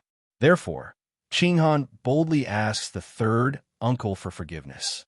Qinghan wants to. Guan Qinghan bit her lower lip and said word by word, "Cancel the engagement." She weakly lowered her head, as if she had used up all the strength in her body. This matter should have been handled by Qinghan, personally apologizing to grandfather, but Qinghan really doesn't have the face to kowtow to him, so I can only ask third uncle to help me. Tomorrow, Qinghan will follow father back to the Guan family. From now on, I, Guan Qinghan, will no longer have any relationship with the Jun family. Jun Wooey almost jumped out of his wheelchair. Guan Qinghan's words emphasized that she was only the eldest daughter of the Guan family, and didn't recognize herself as the daughter-in-law of the Jun family. What did this mean? Guangdong Lu was aghast when he heard his daughter's words, but there was also a sense of understanding in his heart, as well as a sense of comfort in his heart. With a daughter like this, what more can I ask for? His daughter's choice could be said to be the best choice for the Jun family and the Guan family. However, this girl has suffered. 2 lines of tears silently flowed down his cheeks. Jun Moxie looked at Guan Qinghan in surprise, and saw that her face was still cold and calm, without the slightest ripple, but her hands were clenched so tightly that her knuckles had turned white. Jun Moxie immediately understood what she meant. "Qinghan, this decision is no small matter, as it concerns your entire life. I advise you to reconsider. You only need to say one word, and you will forever be the daughter-in-law of the Jun family. As long as the Jun family is still breathing, no one will be able to force you." Jun Wooey's eyes didn't look at Guan Qinghan, but rather at his own hands, which already possessed the strength of Tian Xian. "There is no need to reconsider. I have already made up my mind, and I hope that the third uncle will agree." Guan Qinghan smiled sadly. "In fact, Moyu and I have only met 3 times, that's all. What happened back then was also my unrepentant stubbornness," and Guan Qinghan turned her head and looked at her father. Guangdong Lu turned his head away in embarrassment. As a father, he didn't dare to look directly at his daughter's eyes at this moment. He was afraid that his heart would soften, and he would open his mouth to stop his daughter. Guan Qinghan smiled lightly and changed the topic. "Time will never turn back, and the past is the past. In fact, it was only a verbal engagement back then, and now even the annulment documents are unnecessary. Qinghan's future marriage will have nothing to do with the Jun family." June Moxie could sense that Guan Xinghan wanted to say something, but then hesitated several times as she said this. It was obvious that she was very excited. This caused him to involuntarily ponder over the matter as he looked at Guangdong Lu with a questioning gaze. Could it be that there was some hidden agenda behind the marriage that year? Qinghan, the third uncle knows that you didn't want to implicate us, so you decided to sacrifice yourself. However, it was already too late for this matter to develop to this point. It's too late even if you annul the engagement and declare that you are no longer related to the June family. As long as I know about this, I won't ignore it no matter how you look at it. Jun Wui pondered for a moment, and then suddenly smiled. Qinghan, don't forget that the third uncle may be a cripple now, but I was once a soldier, and I will always be a soldier. A soldier has the courage of a soldier. A marriage is such a humiliating matter, and as long as a soldier has the courage of a soldier, they will never agree to it. Moreover, this matter happened to you, the daughter-in-law of the Jun family. Jun Wui raised his eyebrows. I can't agree to annul the marriage, but the Shuehun manor is something that the Jun family will not allow. You may not be the daughter-in-law of the Jun family, but you are still the daughter of the Jun family, and no one will be allowed to tarnish the Jun family. That's right. Well said, third uncle. Jun Moxie Lang said, even if you have good intentions and don't want to implicate the Jun family, but the Jun family can't withdraw from this matter. Even if you are determined to annul the marriage, we can't let you go back to the Guan family. Do you think that we're only doing this for the sake of that marriage? Humph. This is already a great shame for the Jun family. Jun Moxie glared at her. Don't think too highly of yourself. Why are women always so short-sighted? Jun Moxie's voice was Lang's, and his words were quite unpleasant to hear, but Guan Xinghan couldn't help but feel moved when she heard them. Jun Wui called for a servant and whispered a few words in his ear. The servant quickly walked inside, and after a short while, he took out a small wooden box. He handed it over to Jun Wui. Jun Wui held the wooden box in his hand and said, Niece Qinghan, this is the annulment document. This annulment document had already been drawn up when you first entered the Jun family's door. The person who presided over it was my father. Once this matter with the Blood Soul Manor is settled, I will announce to the world on behalf of the Jun family that you, Guan Xinghan, have no relationship with the Jun family. But before that, you are still the daughter-in-law of the Jun family. Even if you deny it, we will never agree. Jun Moxie smiled as he looked at the wooden box and leisurely said, I believe that this wooden box can only have two endings. First, we can safely pass through this hurdle, and then I will personally open it and give you back your freedom. Second, it will be buried together with us and you and turn into ashes. Even if its body is torn to pieces, we will never let it safely enter the Shuehun manor. Jun Moxie smiled and lightly said, but this simple and indifferent sentence perfectly expressed his determination to go to the netherworld together, even if it meant perishing together indiscriminately. Guan Xinghan's phoenix eyes were blurred with tears, but when she saw Jun Moxie's calm and warm smile and saw the heroic spirit of the world brimming between his eyebrows, she didn't know why, but her confused heart suddenly calmed down. Guangdong Lu felt as if he was sitting on pins and needles. His daughter's righteous decision had made him infinitely sad, but had also made him feel gratified. But in the time it took to say a few words, the situation had developed to such an extent that he couldn't even try to persuade her. He sighed heavily and ferociously stamped his foot. Brother Jun, how can I say this to you? Aren't you letting down Qinghan's kind intentions by making such a choice? Is this really good for the country, for the family, for others, and for yourself? I understand Brother Guan's difficulties, but I also understand Qinghan's good intentions. Jun Wui smiled in understanding. Brother Guan is right. I believe that even the current emperor would have made the same choice as Brother Guan. No one can say that you're wrong. It's just that everyone's standpoint is different. In fact, this is the biggest conflict between the military and the government. The government seeks stability, while the military seeks blood and iron. This cannot be reconciled. If the government seeks blood and iron, then the country will inevitably fall apart, But if the military seeks stability, then the country will not be far from being destroyed. And if our June family, as the head of the military, were to compromise on such a matter, then wouldn't we become a laughing stock for all eternity? It's not that we don't want to, it's just that we can't, and we don't dare to. Guangdong Lu slapped his forehead. How could I have forgotten about this matter? Running to the house of a bunch of war maniacs to propose a marriage alliance. Isn't that just asking for trouble? It's all that damn bee's fault. Why did he have to expose this matter in front of so many people, bringing harm to the Jun family and the Guan family? Brother Guan, feel free to follow the Guan family's arrangements. No matter what the final outcome is, we won't blame you.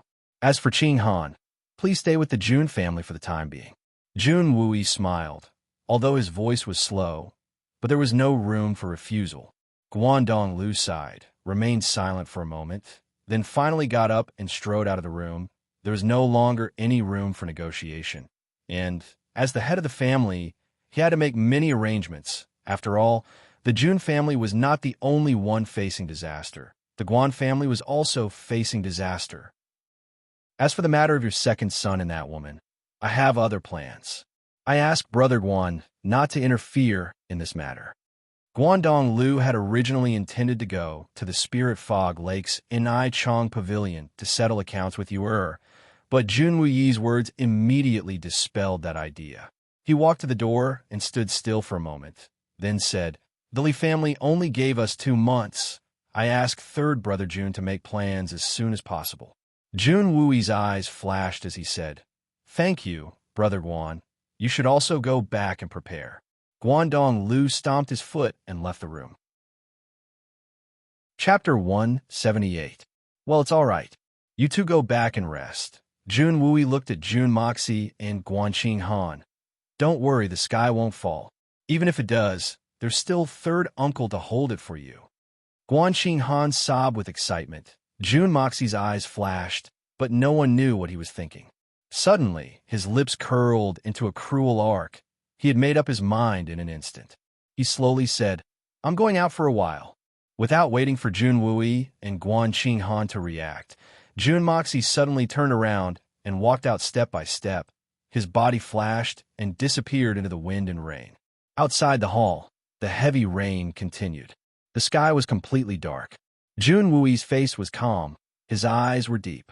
Guanqing Han stood quietly in front of the hall, looking at the rain lines from the sky to the ground outside the pavilion. Her expression was cold and motionless. The rain splashed on the ground, then splashed on her face and body. The autumn rain already had a sense of coldness. Li family. Jun Moxie was assassinated today. Li Yuran wore a mask, his eyes revealing a look of great interest. Is he dead? No. Standing in front of Li Yuran was a man dressed in black, thin and capable. At the critical moment, a mysterious person appeared and killed many assassins. He killed many of the assassins, so this person was too strong, and the assassins knew that it was time to retreat. Do you know who assassinated Jun Moxie? Li Yuran didn't care about Jun Moxie's life or death. He didn't care about that kind of debauchee. What he cared about was the strength that went against the Jun family. This, I'm not sure yet. The man in black lowered his head. Investigate. Li Yuran ordered Lang Lang. The man in black trembled. He hurriedly responded, "Yes. This subordinate will go and investigate immediately." Ever since Li Yuran was injured and her face was damaged, she had never gone out. She had been staying at home all the time. Her temper was getting weirder and weirder, which made her subordinates even more frightened. Li Yuran walked into the inner chamber and pressed her hand on the wall. The stone door creaked and revealed a door. Inside, there was a wide stone staircase. Following it to the end, there was a large underground stone room. There was another stone staircase leading upwards. It seemed like there was another exit. Li Yuran slowly walked up the stone steps. A moment later, the sound of heavy rain could be heard. It was getting closer and closer to the ground. Li Yuran's silhouette also appeared in a secluded courtyard. "Yuran, is there any news about Xiandan?" In the small courtyard, there were 10 people in white, all of them dressed as white as snow. There were both men and women, and the one who spoke first was a man in his 40s in white. He was tall and sturdy, and his eyes were like lightning. His expression was calm, and his tone carried a sense of superiority. Behind him was a woman in her 30s. The rest of the people were sitting on either side of him. The man in white who had helped Li Yuran to silence Jun Moxie some time ago was also among them. He was the third person from the left. Replying to eldest brother, Li Yuran respectfully saluted. We haven't received any news so far, but junior brother has already cast a wide net. He won't miss anything, so we'll be the first to know if this treasure appears in the world. However, we need to pay attention to the fact that people from the Silver Blizzard City have arrived. Moreover, Shi Changshao has come in person. As far as we know, there are no less than 4 great masters Shun Xian in the Tianxiang City. Countless Tianxian experts have arrived from all over the Tianxiang City. If the Xiandan appears, then all parties will fight for it. Our chances of winning are not very high, and we may not be able to come out on top. In terms of individual strength, we might be inferior if Master hadn't arrived. But in terms of overall strength, we have 6 Tianxian experts and 4 Xian experts. Do you think we're afraid of them? We only need to seize the Xiandan as soon as possible. The rest of us will bring up the rear, and one of us will escape at full speed. Then, even if Yunbi Chun comes, we will be able to stop him for a while. The middle-aged man was very conceited and said gently, Brotherly, you don't need to worry about this. Yes, I will rely on my fellow brothers and sisters. Li Yuran smiled and said, but the last time, I always felt that the explosion of the jade coral was a bit strange. Can I ask Sixth Brother to help me keep an eye on the people from the magnificent jewel hall? A thin man smiled and said, it's a small matter. Junior Brother, please don't hesitate to say it. The so-called people who are involved in the magnificent jewel hall. Sixth Brother's Xian Qi cultivation may not be very high, but when it comes to tracking and spying, I am confident that I won't lose to anyone. This person was Li Yuran's senior and junior brothers. He was the one with the best lightness kung fu. He was also the most adept at tracking, concealing, and gathering information. In addition to the magnificent jewel hall, there are also Tang Yuan and Jun Moxie. These 2 people are currently at the Jun residence. Tang Yuan is currently injured, so he can relax a little. The main one is Jun Moxie. I always feel that there is something strange about him. Li Yuran's face behind the mask seemed to be in deep thought. In the end, these 2 places are heavily guarded. Sixth Brother, please be careful and don't let your guard down. Rest assured, do you not believe in your Sixth Brother's martial arts? This guy's tracking trick is something that even I can't detect. Even Master praised him for it. The eldest brother smiled and glared fiercely at the sixth brother. The woman behind him smiled sweetly. Eldest brother, are you thinking about the unbearable past again? The grand senior brother snorted and said, what do you mean by unbearable? It's probably some undignified and despicable means. That day when Master asked me to retrieve the flying diagram, I went excitedly. In the end, this fellow secretly stuck a picture of a turtle on my back, and I didn't even notice it. Everyone laughed. Li Yuran could not help but smile and said, since even eldest brother can't detect it, I believe there are not many people in the world who can. With sixth brother's help, I have nothing to worry about. At this moment, suddenly, a string of small bells hanging in the corner of the room rang crisply. Li Yuran's expression changed. This bell was connected to the main room. Unless there was an emergency, it would not ring. Could it be that something unexpected had happened? Or could it be that something unexpected had happened? Brothers, please sit down for a while. I'll be back soon. Now that it's raining heavily, I don't think anything has happened. Li Yuran said calmly. Junior brother, please go ahead. We're all on the same side. There's no need to be so courteous. Let's not delay our business.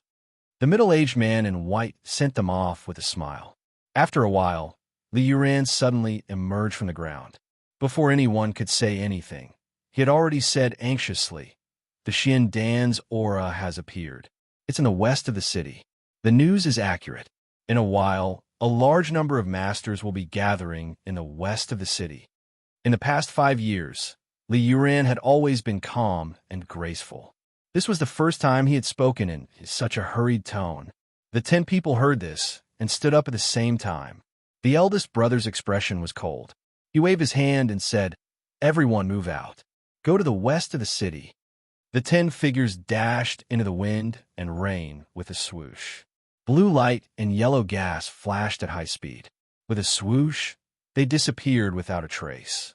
Li Yuran stood in front of the stairs and looked at the misty sky. She did not know why, but she felt a little depressed. West of the city, the young Master Jun was inside an exceptionally dilapidated house. He had changed his appearance and was wearing a veil over his face. There was a dusty table in front of him, and a black Xian core was quietly placed on it. This obviously wasn't the 9th level Xian Dan that he had obtained by chance. It was the 6th level Xian Dan that Jun Wui had given him. Although it was a rare item, it wasn't too precious. So, any powerful family would be able to purchase it. Jun Mo Xie had made such a bold and visionary statement, pledging his life to defend the Jun family's dignity. But to be honest, he wasn't completely impulsive. As an excellent assassin, a gentleman doesn't stand in front of a collapsing wall. Chapter 179. At present, for the sake of the level 9 Xiandan, the number of powerhouses that had come to the Tianxiang city was uncountable. Many of them were Shan Xian, and even 2 of the 8 great masters had appeared, although each and every one of them were in a dormant state. But as long as the Xiandan appeared, there would inevitably be chaos. In Jun Moxie's view, this kind of chaos was very advantageous to him. Perhaps they would make use of this chaotic situation, as well as the strength of their experts, in an attempt to weaken the 2 opposing forces. Jun Dashao no longer hesitated, closed his eyes, and kept his mind clear. He placed his hand on the Dan and felt the cold sensation on his fingers. In a flash, Jun Moxie activated the mystical power of the Hongjun Pagoda. In a split second, a rich amount of spiritual qi rushed out and slowly poured into the Dan through Jun Moxie's meridians. With Jun Moxie's own cultivation, he was still unable to trigger such a huge qi field.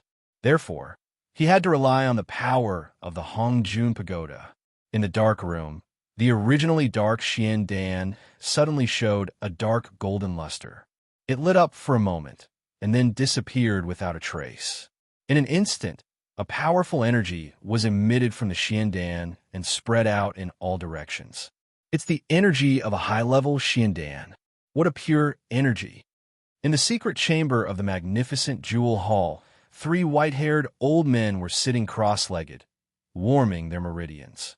Suddenly, the 3 of them opened their eyes, and the 9th elder in the middle blurted out, "Peak level 9 Xiandan." The 3 of them looked at each other and saw the same words in each other's eyes. "Go!" The 3rd elder gave the order, and the 3 of them no longer hesitated. At the same time, they leapt out like lightning. With a loud bang, a big hole was made in the roof, and the 3 of them stood at the highest point of the magnificent Jewel Hall. The sky was filled with lightning and thunder, and the sky was filled with torrential rain.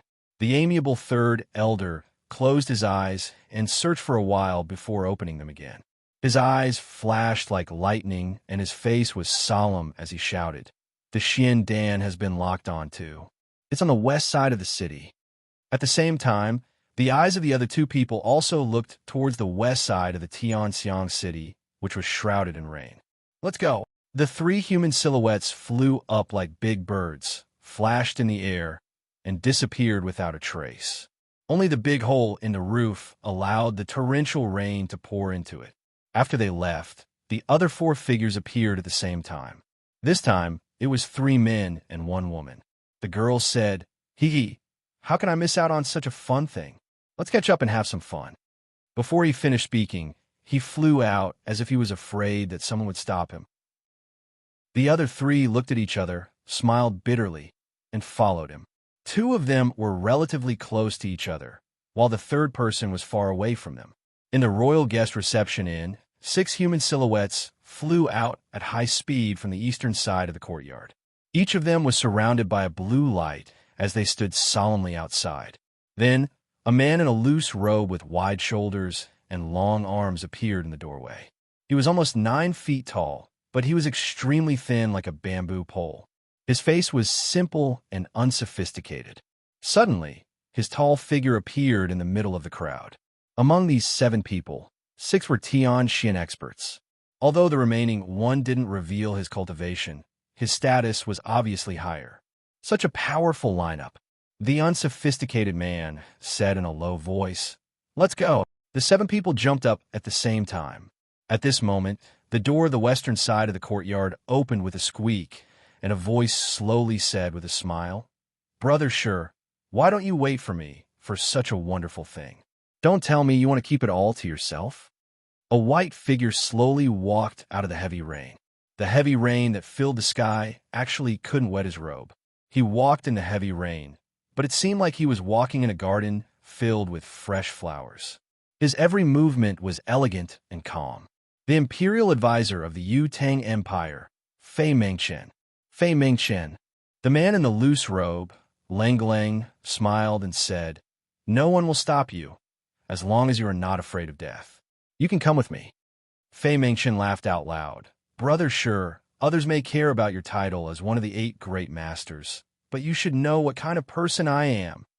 This tall man in the loose robe was one of the 8 great masters, Shi Changshao of the Xinxi Empire. Shi Changshao smiled coldly and didn't say anything else. He waved his sleeves and flew up like he was riding on a cloud. He made a turn in the air and changed his direction, heading towards the west of the city with extreme speed. Fei Mengchen laughed and chased after him. The rest of the people didn't say a word and just followed behind them. In the pub, Solitary Eagle's mouth was full of the smell of alcohol. He laughed and said, "Good wine, really good wine." He and the prince came to be the witness, but they were stopped by the good wine. When they wanted to leave, it was already raining heavily. If man doesn't keep man, heaven will keep man. However, with the good wine accompanying him, he didn't feel uncomfortable at all. Moreover, he was used to drifting, so he was at ease with the situation. At this moment, he had wine to drink with and someone to drink with, so he felt good. By now, the 2 small jars of wine that June Moxie brought had already been emptied. He reluctantly drank Old Song's wine again. Originally, he was quite intoxicated with the wine, but now, he couldn't even swallow it. What a headache! This was really a fly in the ointment. Prince Equivalent Yang Huainong's mansion was not far from here. But how could they leave before finishing the wine? Wouldn't that be letting Solitary Eagle take advantage of them? Even if he was one of the 8 great masters, it would still be better for each of them to have a jar. Moreover, Old Song took a few cups from my jar. Therefore, Grandpa Wong and his son were also staying here. This fact made Old Song very depressed. This is my master's wine, and I was prepared to study it. But these 2 people actually drank it as if it was water. The most infuriating and depressing thing was that after drinking his master's wine, he couldn't even bear to drink his own masterpiece. But now, he couldn't even bring himself to drink it. One was the only prince of the Tianxiang Empire, and the other was one of the few great masters of the world, Shen Xian. What kind of people were they? How could they be so shameless? Just as the 3 of them were staring at each other, Solitary Eagle's eagle eyes suddenly shot out 2 beams of light. He stood up and laughed. "The opportunity to stretch my muscles has finally come." His figure flashed, and without even saying a word, he suddenly disappeared into thin air without a trace. Old Song was also a genuine Tian Xian expert, and instantly felt something. It was an abundant amount of pure energy that was fluctuating in the air. Song Shang's eyes flashed, and several times he wanted to stand up, but eventually he sighed, lowered his head, picked up his wine cup, and gulped it down. Using one's own strength to participate in the fight for Shun Xian Xiandan would only lead to one outcome: death. After witnessing Solitary Eagle's terrifying strength, Song Shang finally gave up on the idea of getting his hands on the Xiandan and decided not to get involved in this mess. What happened? The prince saw Solitary Eagle suddenly leave and saw that his expression was not normal and could not help but ask, "Level 9 Xiandan. It should be the rumored level 9 Xiandan." Song Shang replied in a deep voice, "If the level 9 Xiandan is not suppressed by the cold jade box, it will emit such an aura. This kind of thing cannot be faked." Level 9 Xiandan. The prince took a deep breath. Just now, solitary eagles suddenly disappeared, and he went to fight for this thing. He did go, but the solitary eagle might not have gone for the Xiandan. Perhaps he just wanted to find a good opponent. With his temper, he would not care about worldly possessions. Song Shang lowered his head. This is a battle of Shun Xian's level, and we are powerless. The prince did not speak and was sad. He understood Song Shang's feelings. He had trained his whole life, but found out that he did not even have the qualifications to participate in a battle that was so close to him. How sad was that? At the same time, for directions. In the north, 3 figures moved like lightning. They were the 3 elders of Blizzard Silver City, Shun Xian, and Blizzard 3, 6, 9, and 9.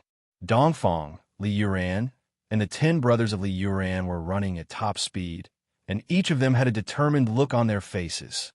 In the south, one of the 8 great masters, Shi Changxiao, and the imperial advisor of the Yutang Empire, Fei Mengchen, were leading the way. Behind them, there were 6 or 7 figures of sky blue Xianqi, cutting through the curtain of rain.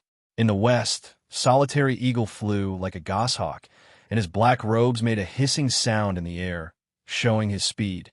There was only one target, and that was the dilapidated wooden hut that was emitting the aura of the level 9 Xiandan. Supreme Shun Xian's divine sense had locked onto the hut, and it was not the slightest bit off.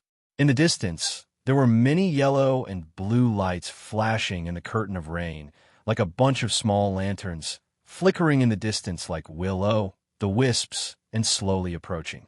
This man is really stupid, trying to activate the Xiandan on a rainy night. Doesn't he know that no matter how heavy the rain is, it can't stop the fluctuation of the Xiandan's aura? Could it be that this is a trap that has been set up for a long time? In the north, the white-haired and white-bearded third elder was in the middle. Even though he was running at such a high speed, he was still able to speak, and his aura was not the slightest bit chaotic. At least the Xiandan is real. The aura from before was undoubtedly that of a high-level Xiandan, and this can't be faked. As for whether there's an ambush, it's still unknown. The 6th elder's expression was solemn, and the 3 of them were confidently trying to detect something as they ran. But so far, they had not found anything. The aura of that super strong master hasn't appeared, and there's no sign of him rushing over here. The 9th elder's voice still had a trace of lingering fear. He had collided with that legendary strong master with his divine sense, and he still felt a chill run down his spine, and his heart still had a lingering fear. Third brother, there's one thing that I still don't understand. With this senior strength, he should have already escaped. Before the 9th elder could finish his sentence, he was interrupted by the 3rd elder. Don't say those 2 words. The 3rd elder's voice was hurried, and he seemed to be very anxious. Yes, yes. The 9th elder also knew that he had made a slip of the tongue, and he quickly agreed. Everyone has their own aspirations, and this point can't be forced. After the 3rd elder finished speaking, the 3 of them didn't say a word and continued to advance at high speed. Chapter 180. There are also people coming from the east, but their strength. The 6th elder looked at Dongfang and said coldly, "The strongest among them is only Tian Xian's cultivation. He's overestimating his own capabilities. He won't be able to cause any trouble for the 3rd elder. Let's go to the south." The 3rd elder nodded slightly. He spread his arms, and his speed doubled. With a schwa sound, he broke away and flew away like a meteor. The 6th and 9th elders' white beards fluttered in the wind as they suddenly changed directions in the pouring rain. The 6th elder suddenly shouted, 3,000 miles of ice. The Silver City is forged by the wind and snow. Are you sure, Changxiao sure, and Fei Mengchen brother Fei? Sure, Changxiao's meteor-like figure suddenly stopped in midair. He looked expressionlessly at the 2 elders of the Silver Blizzard City. So, it's you. Fei Mengchen also stopped and laughed. It's a small world. I didn't expect to meet the 3rd, 6th, and 9th elders of the Silver Blizzard City here. It's really an honor to meet you. Sure, Changxiao was a cautious man, So when he saw that only 2 of the Silver City's 3, 6, and 9 elders had appeared, he quickly judged that the other elder must have gone to seize the Xian core. This sentence was both a greeting and a reminder to Shi Changshao. Although the Xian core had fallen into the hands of the 2 of them, but they couldn't allow the Silver Blizzard City's people to take advantage of this situation. After all, the 3 elders of the Silver Blizzard City had already reached the Spirit Xian realm, and although they could easily defeat any one of them in a one-on-one fight, their overall strength was still far behind. After all, the other party had 3 people on their side. Shi Changshao nodded slightly. His face was expressionless, but his eyes were faintly glowing as he looked at the 2 elders who were blocking his way. "Get out of the way! Get out of the way! What are you 2 planning to do?" The 9th elder chuckled and said, "No matter what, we are all old friends. If the 2 of you have something urgent, you might as well say it. Perhaps we brothers can also help out a little. You think you can stop me?" Shi Changshao sneered. Even if Han Fengshui were here, he wouldn't dare to say that. How dare you? Although they were all Supremes, Shan Xian, Shi Changshao was one of the 8 great Supremes. His Xian cultivation was already at the advanced stage of Supremes, Shun Xian. On the other hand, Silver City's 369 was only at the initial stage of Shun Xian. Even the strongest among them, the 3rd elder, was only at the peak of the initial stage of Shun Xian. The gap between the 2 was huge. Shi Changshao was naturally qualified to say this. If not for Fei Mengqian's misgivings about the 3 elders joining hands, and if not for the fact that Fei Mengqian was the fisherman who would benefit from the fight, he would have already made his move. "What are you talking about, Brother Shi? We haven't seen each other for a long time. Today, the autumn rain is lingering, and the night sky is alluring. Isn't it good to have a chat and reminisce about the past? This old man has come to Tianxiang with a special snow tea. How about we share a cup?" The 6th elder's eyes were wide open as he spouted nonsense. Such a heavy downpour had unexpectedly become alluring in his mouth. Even a night sky with lightning and thunder had unexpectedly become alluring. Finally, he had directly talked about his good friend's tea. "Ha ha!" Shi Changshao laughed loudly. He suddenly raised his arms, and his laughter grew louder and louder. It was as if a divine dragon was soaring between heaven and earth. His laughter seemed to have merged with the sound of thunder in the sky. It was deafening. A bolt of lightning streaked across the sky and connected the sky with the earth. It illuminated everyone's face and made them look as pale as corpses. Shi Changshao took the lead in flying down the moment the lightning struck. His palms seemed as if he was carrying 2 huge mountains as he attacked the 6th elder and the 9th elder. Shi Changshao's black-robed figure was still 50 feet in the air, but his palms had already reached the chests of the 6th elder and the 3rd elder. His laughter is so loud that it shocks the heavens, and his palms move the earth. He is indeed worthy of being one of the 8 great masters. The 6th elder and the 9th elder shouted loudly and attacked at the same time. Both of them were at the Spirit Xian realm, but Shi Changzhao's strength was formidable. Even if the 2 of them joined hands, they would only be able to hold their own against Shi Changshao for a short period of time, who among the 8 great masters of this world was easy to deal with. What's more, there was Fei Mingqian watching from the side. The 6th elder and the 9th elder did not dare to be careless. They condensed all the Xian Qi in their bodies and attacked with all their might. Bang! Bang! Under Shi Changshao's attack, the 2 of them flew out at the same time. As they flew out, one of them reached out his left hand, and the other one reached out his right hand. They held each other's hands and made a half circle in the air. With a whoosh, they flew back through the rain. With 2 clangs, 2 silvery lights shot up to the sky. Cold wind and snow sword. As the sword lights shot out, it seemed as if snowflakes were falling from the sky, and the cold wind was piercing to the bone. Shi Changshao shouted excitedly and shouted, "The cold wind blows, and the snowflakes dance in the sky." For Han Feng Shui to have the 2 of you practicing this set of cold wind flying snow sword technique to such an extent, the title of Supreme Feng Shui is not in vain. Both of his palms moved back and forth, and the snowflakes that filled the sky couldn't even touch his body. Brother Sure is right. That's why our governor could be ranked in the top 3 among the 8 great masters. The 6th elder used all his strength to move his sword. His body was erratic, and the sword lights burst out in clusters. "How dare you?" Shi Changxiao shouted, and he was already angry.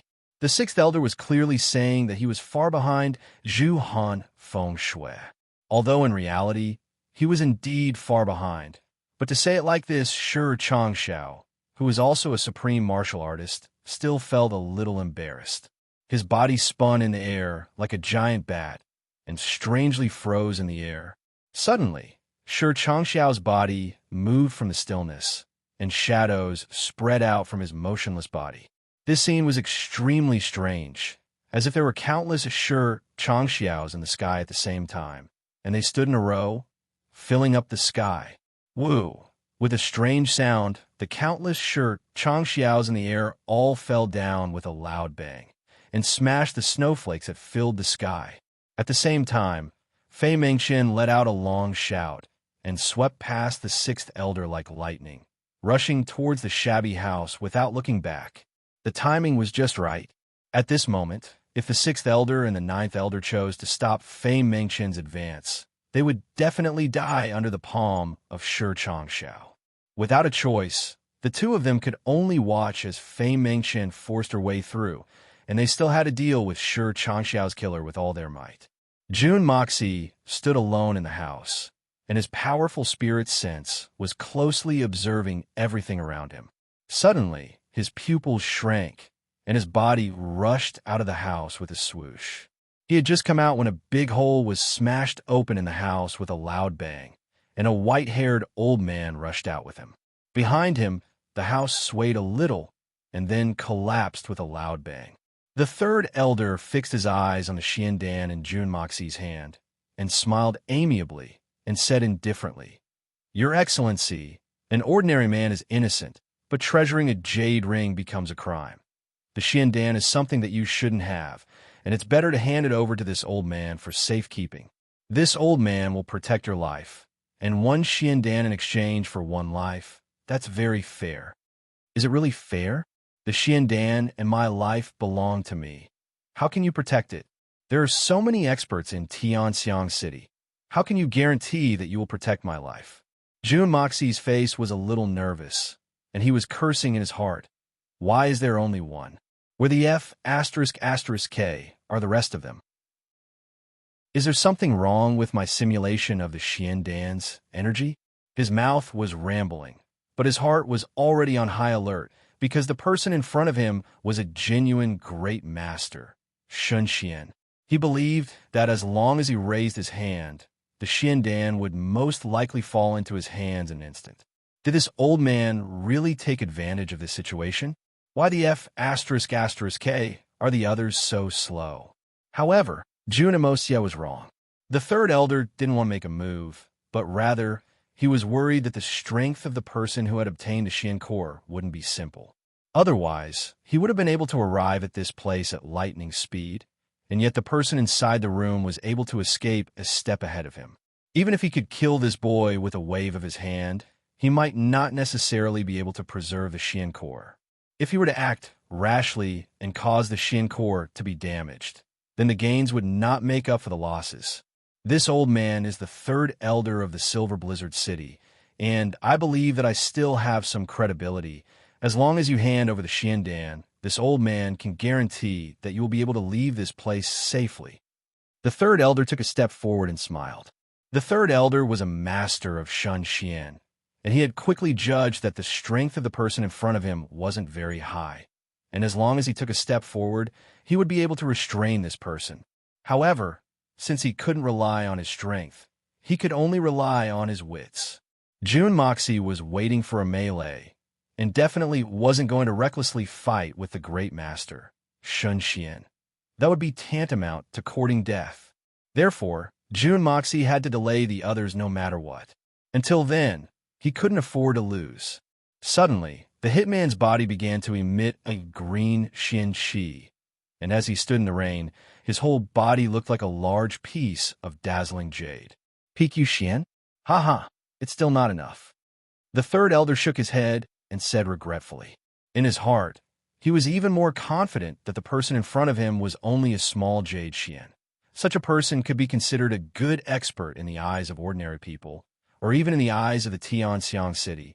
But in the eyes of Xin Xian, he was just a joke. Moreover, it was a joke of an ant. He had been too careful before, and now that he had determined the opponent's strength, he didn't have any interest in talking nonsense with him, and was about to directly snatch the Xian Dan. The third elder was confident that he would be able to take the Xian Dan as soon as it made his move, and that person wouldn't be able to destroy the Xian Dan even if he wanted to. But at this moment, he suddenly discovered something extremely strange. And it was this matter that caused him to stop in his tracks just as he was about to make his move. Because the green Xian Qi on Jun Moxie's body suddenly disappeared and was replaced by a light yellow color. And then in the blink of an eye, it turned into an earthy yellow, and then a golden yellow. Finally, it turned into a bright yellow. It was brilliant and dazzling, and the rain in the sky seemed magnificent and gorgeous, like a dream, noble and elegant. What's going on? Why did the radiance of the Xian Qi suddenly change from the peak of Yu Xian to the peak of Earth Xian? The third elder had traveled extensively for decades, but this was the first time he had seen such a bizarre thing. This was simply subverting the iron rules of Xian Qi cultivation. How did this guy do it? Chapter 181. Today's second update has arrived. Now work hard on the third update. Seeking monthly votes. Once the Xian Qi had been cultivated to a certain level, it would naturally stabilize. As long as one didn't advance, the color of the Xian Qi would never change. After advancing, although one could suppress their own strength, they still wouldn't be able to emit the color of Xian Qi of a lower realm. For example, even if a Tian Xian expert acted tough, he wouldn't be able to emit the color of Earth Xian Qi. This was a definite thing. There was only one way to change the color of the Xian Qi: advancement. This was an irreversible process. But who had ever seen a person advance from the Jade Xian to the Earth Xian level, and then break through the Earth Xian low level, mid-level, high level, and finally to the Earth Xian peak level in a short period of time? As long as one had a normal brain, they wouldn't believe that such a thing could happen. But now, this miracle that no one could believe had happened right in front of the eyes of the third elder, the supreme Shun Xian. Even though he had seen it with his own eyes, the third elder couldn't help but rub his eyes subconsciously. This isn't a F** king dream, is it? But it doesn't matter. So what if he's really at the Earth Xian peak? Don't tell me you can defeat me, a supreme divine Xian expert. The third elder comforted himself and shouted, "Kid, don't play tricks and deliberately mystify things. It's useless. Take the Xian Dan." He wanted to say, "Give it to me, Xian Dan." But just as he said the word give, he swallowed the remaining 2 words due to extreme shock. Damn it. Has this world gone crazy? Or is this old man's eyes blurred? Just as he was rubbing his eyes, the bright yellow Xian Qi that represented the strength of the Earth Xian peak disappeared from the black-clothed man in front of him. Instead, it was replaced by a layer of elegant light blue. The light blue continued to expand, slowly turning into a medium blue, then sky blue, dark blue, and finally the azure color of the sea. Tian Xian Peak. The third elder almost had the urge to fall to the ground in the time it took for him to fart. And even if he did fart, he could not smell the stench. This kid actually advanced from the peak of Yu Xian to the peak of Tian Xian. It was a total of 9 ranks.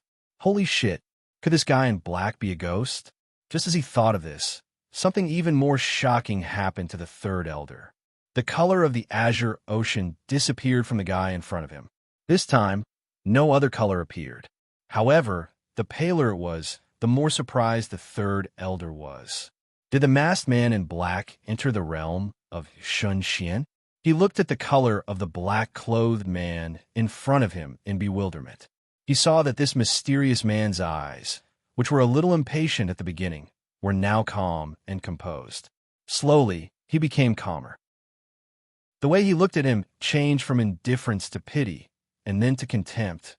Now, what the third elder saw was June Moxie's eyes hidden behind a mask.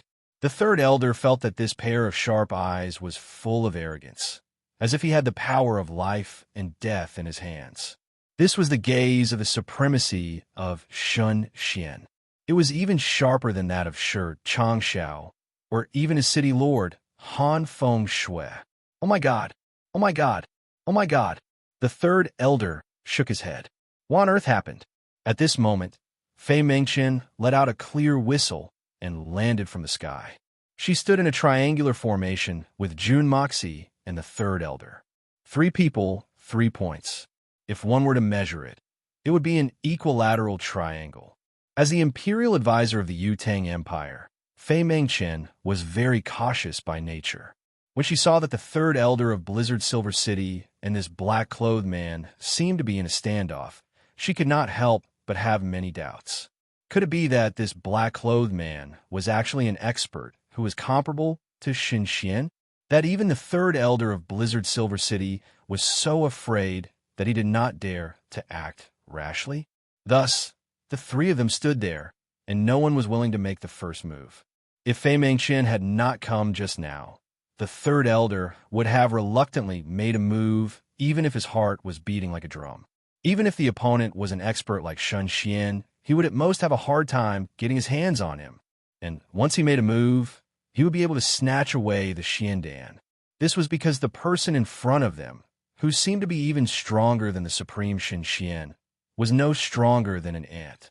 But now that Fei Mengqian had come, the 2 of them did not dare to make a move. The third elder had sold the vest to Fei Mengqian. Moreover, the person in front of them was such a mysterious and unfathomable person. If they were to be attacked from the front and the back, it would be hard for them not to die. This situation was really unlucky and extremely embarrassing. Fei Mengqian naturally had the same concerns as the third elder, but her thoughts were one level deeper than the third elder's. She knew that if someone could obtain the Xiandan, how could he be an ordinary person? Look, I'm in trouble now. Even the third elder of Blizzard Silver City did not dare to act rashly. Why was I in such a hurry just now? Why didn't I wait for Shi Changshao to come along? I really regret it. Damn it. I was caught in the middle of a pincer attack as soon as I landed on the ground. 2 Shan Xians. What is this called? Damn it, I'm so unlucky. Among the 3 of them, only June Moxie was bluffing. It seemed that only the hitman June had the means to escape unscathed. The Xiandan was simply a waste dan. Moreover, it had the yin-yang escape and could escape at any time.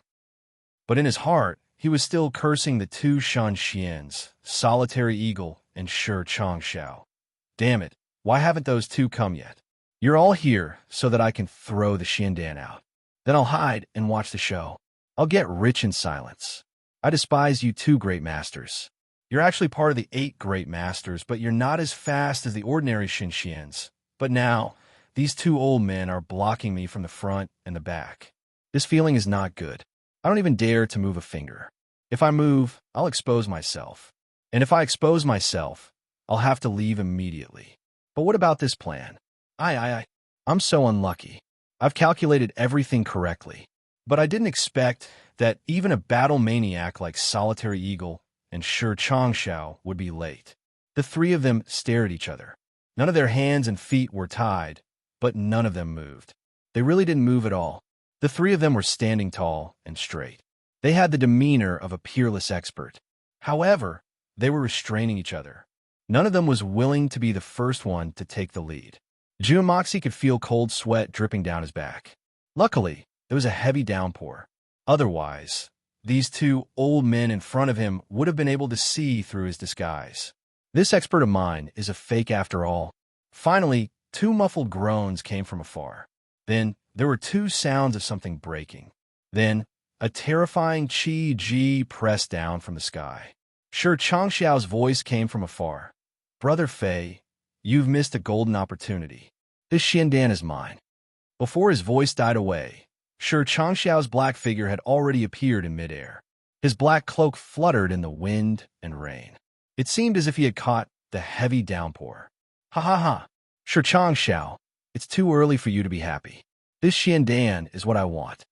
An unruly voice resounded. It sounded like the sound of metal clashing against each other.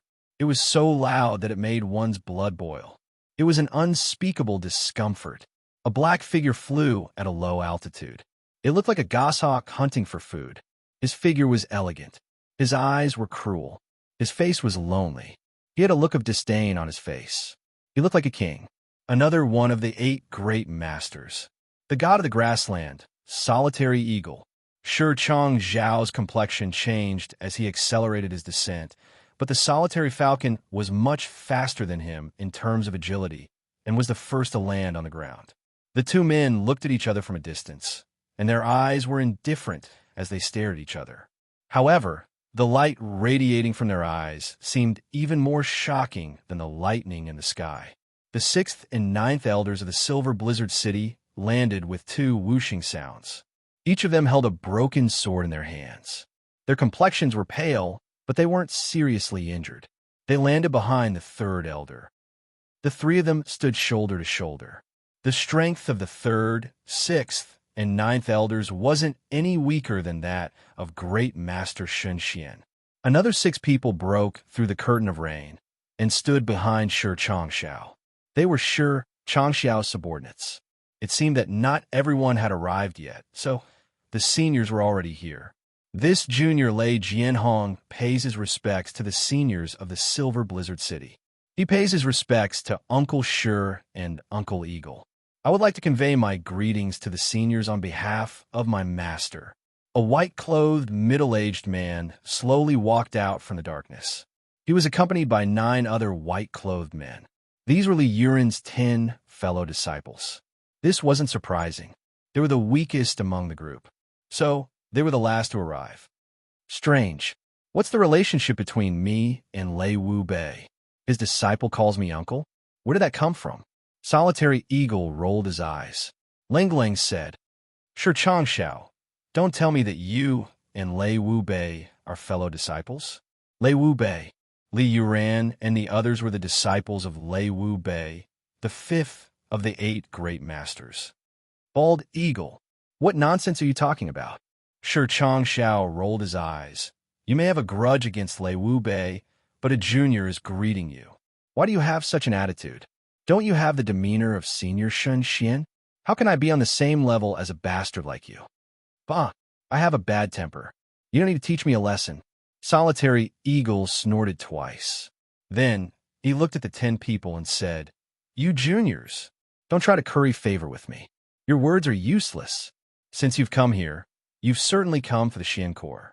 Not to mention calling him martial uncle. Even if you kowtow 9 times, your martial uncle sure will not give you the Xian Core. So, you'd better prepare to fight. Didn't you see that your Uncle Shi's eyes turned red when he saw the Xiandan? In fact, you dare to join in the fun with your meager strength?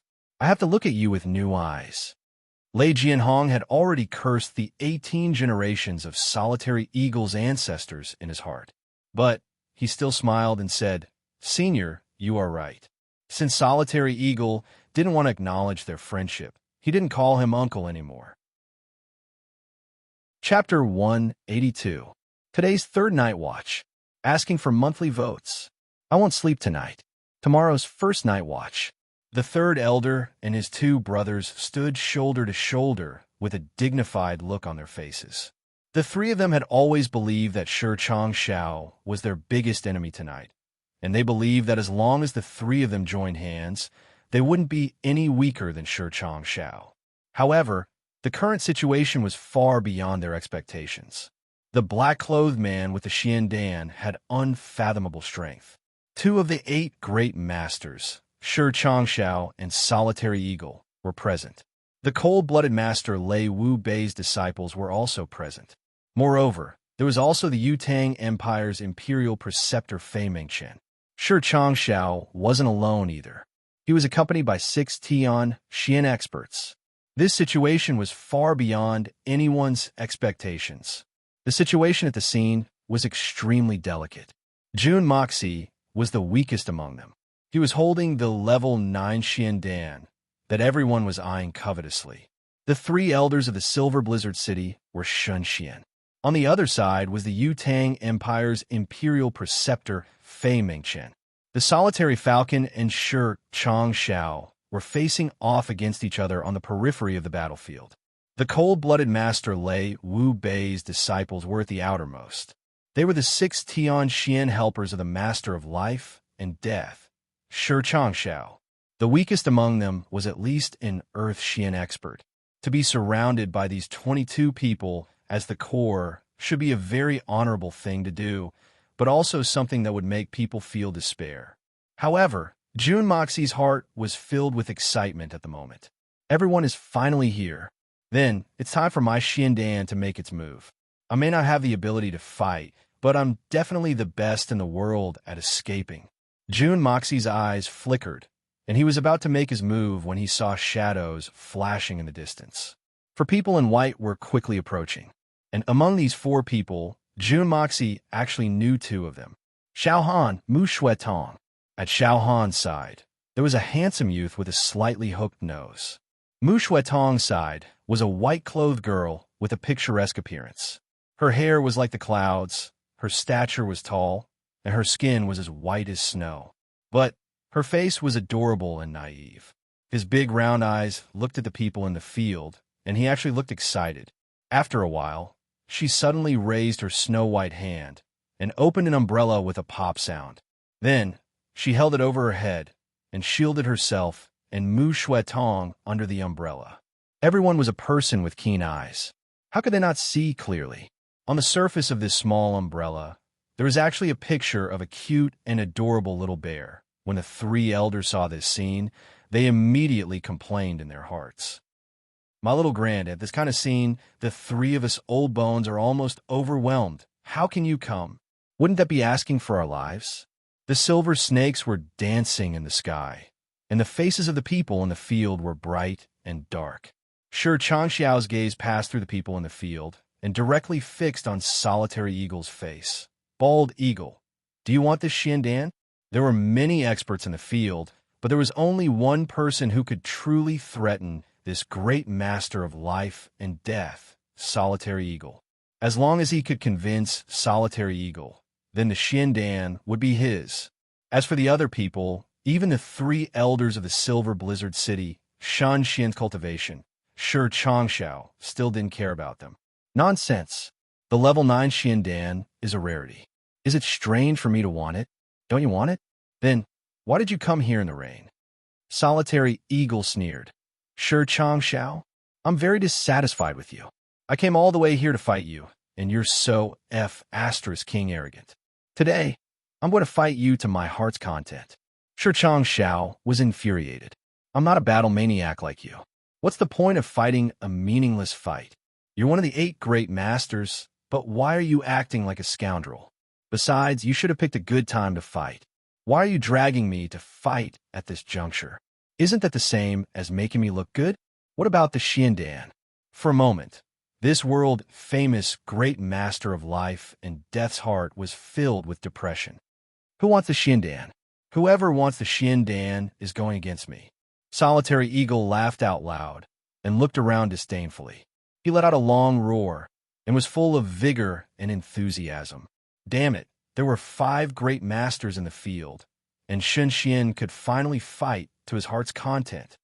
Solitary Eagle, if you miss this opportunity, I'll fight you anytime you want. Shi Changxiao's face was cold and expressionless. The light in his eyes seemed to have opened up a path in the dense rain and fixed on Solitary Eagle's face. We all know that your target has never been a Xiandan. Why don't you give me some face? Bullsh *T. My target is the Xiandan. I have nothing to do with you, so why should I give you any face? I want to fight with you today. What can you do to me? Solitary Eagle and Shi Changshao were separated by 7 or 8 feet, and he didn't show any weakness. In terms of Xianqi cultivation, although both of them were among the 8 great masters, Solitary Eagle's strength was slightly inferior to Shi Changxiao's. However, if the 2 of them were to fight, as long as it wasn't a life-and-death battle, it would be impossible to determine the winner without more than 1,000 moves. Today, as long as Solitary Eagle was determined to tangle with Shi Changshao, It would be useless even if Shi Changshao was angered to death or risked his life. Sun Xian was a supreme master, and he was not someone that could be killed by a human. Even if two or more people of the same level attacked one of them, it would be impossible for the other person to win, but it would not be a problem for the other person to escape. In the process of fighting for the Xiandan, the opportunity was fleeting. Not to mention 1,000 moves, even a gap of 1 or 2 moves would be enough to cause one to miss the opportunity to obtain the Xiandan. Fei Mengchen, the Silver Blizzard City's 3 great masters, Sun Xian, which one of them wasn't eyeing him covetously?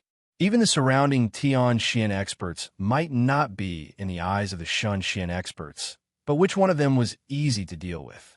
Whooshing sounds could be heard from afar, and shadows could be seen coming from all directions. It was no longer limited to Sun Xian and Tian Xian experts. Earth Xian experts, Yu Xian experts, and even some Golden Xian experts were present. However, seeing that there were so many people gathered here, and that there was no lack of top-notch experts among them, the people who had arrived later carefully stood on the periphery and observed the movements here. They did not move forward, nor did they leave. It was obvious that they were planning to grab a hot cake with cold hands and had forgotten about their own strength. Solitary Eagle's arrogant eyes looked through the curtain of rain and swept across everyone, regardless of their distance. Suddenly, he looked up to the sky and let out a long roar.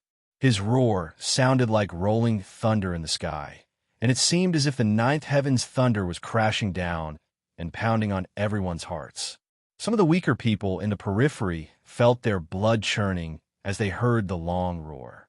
More than 10 people couldn't help but spurt out blood from their nostrils, and their faces turned deathly pale.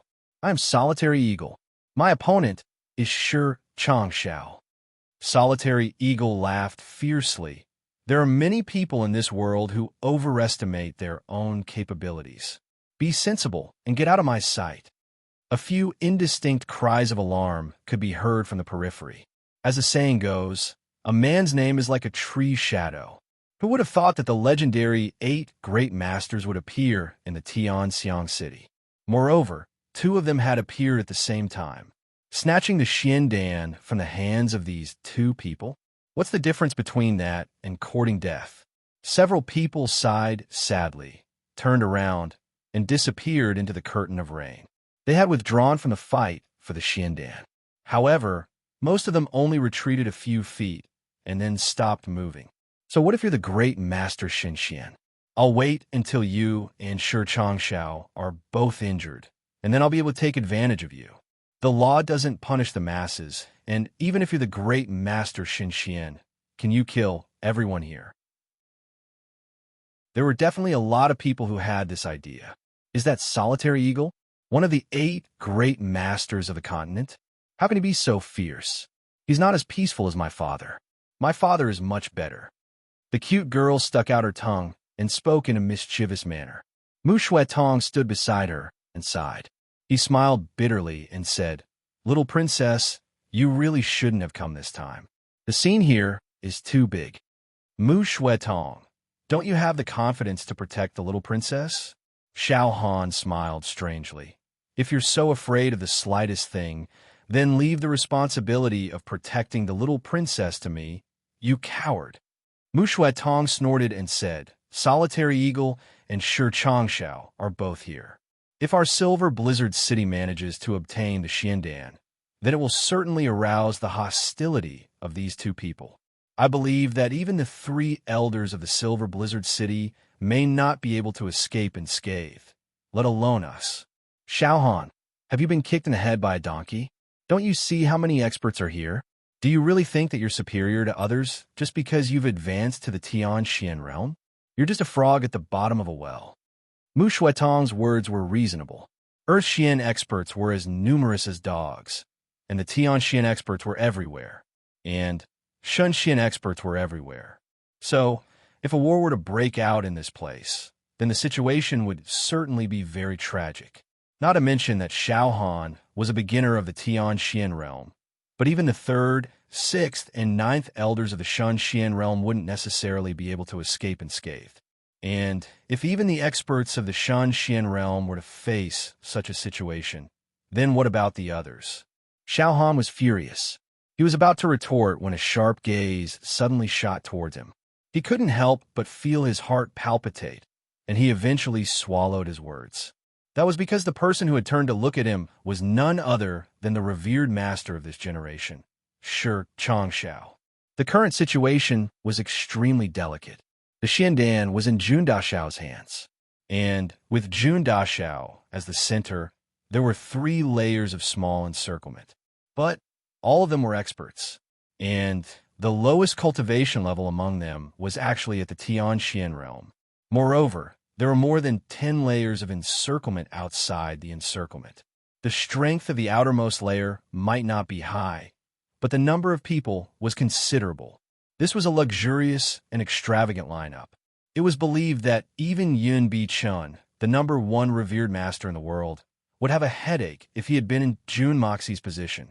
But no one dared to make a move in this formidable lineup. Who would dare to make a move when 2 revered masters were confronting each other? It was in a delicate balance. And this balance was something that Jun Daxiao couldn't tolerate. He had to break it. Chapter 183. Lei Wu Bei's 10 disciples were waiting outside.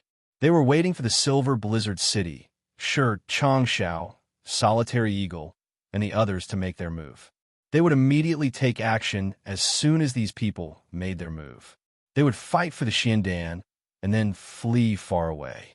They certainly didn't have the strength to contend with great master Xin Xian, but they could rely on their combined strength to create a gap. Once the Xiandan was successfully obtained, they would be able to flee far away. The 3 elders of the Silver Blizzard City had the same idea.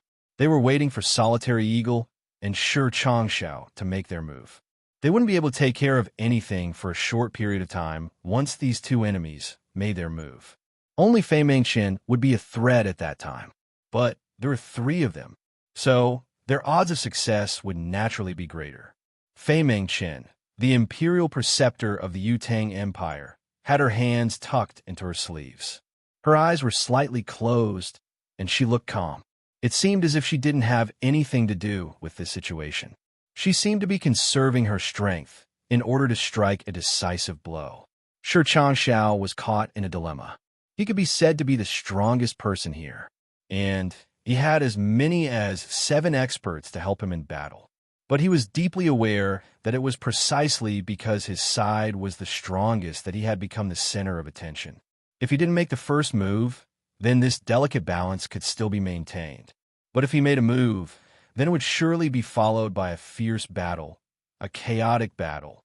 But Solitary Eagle was present.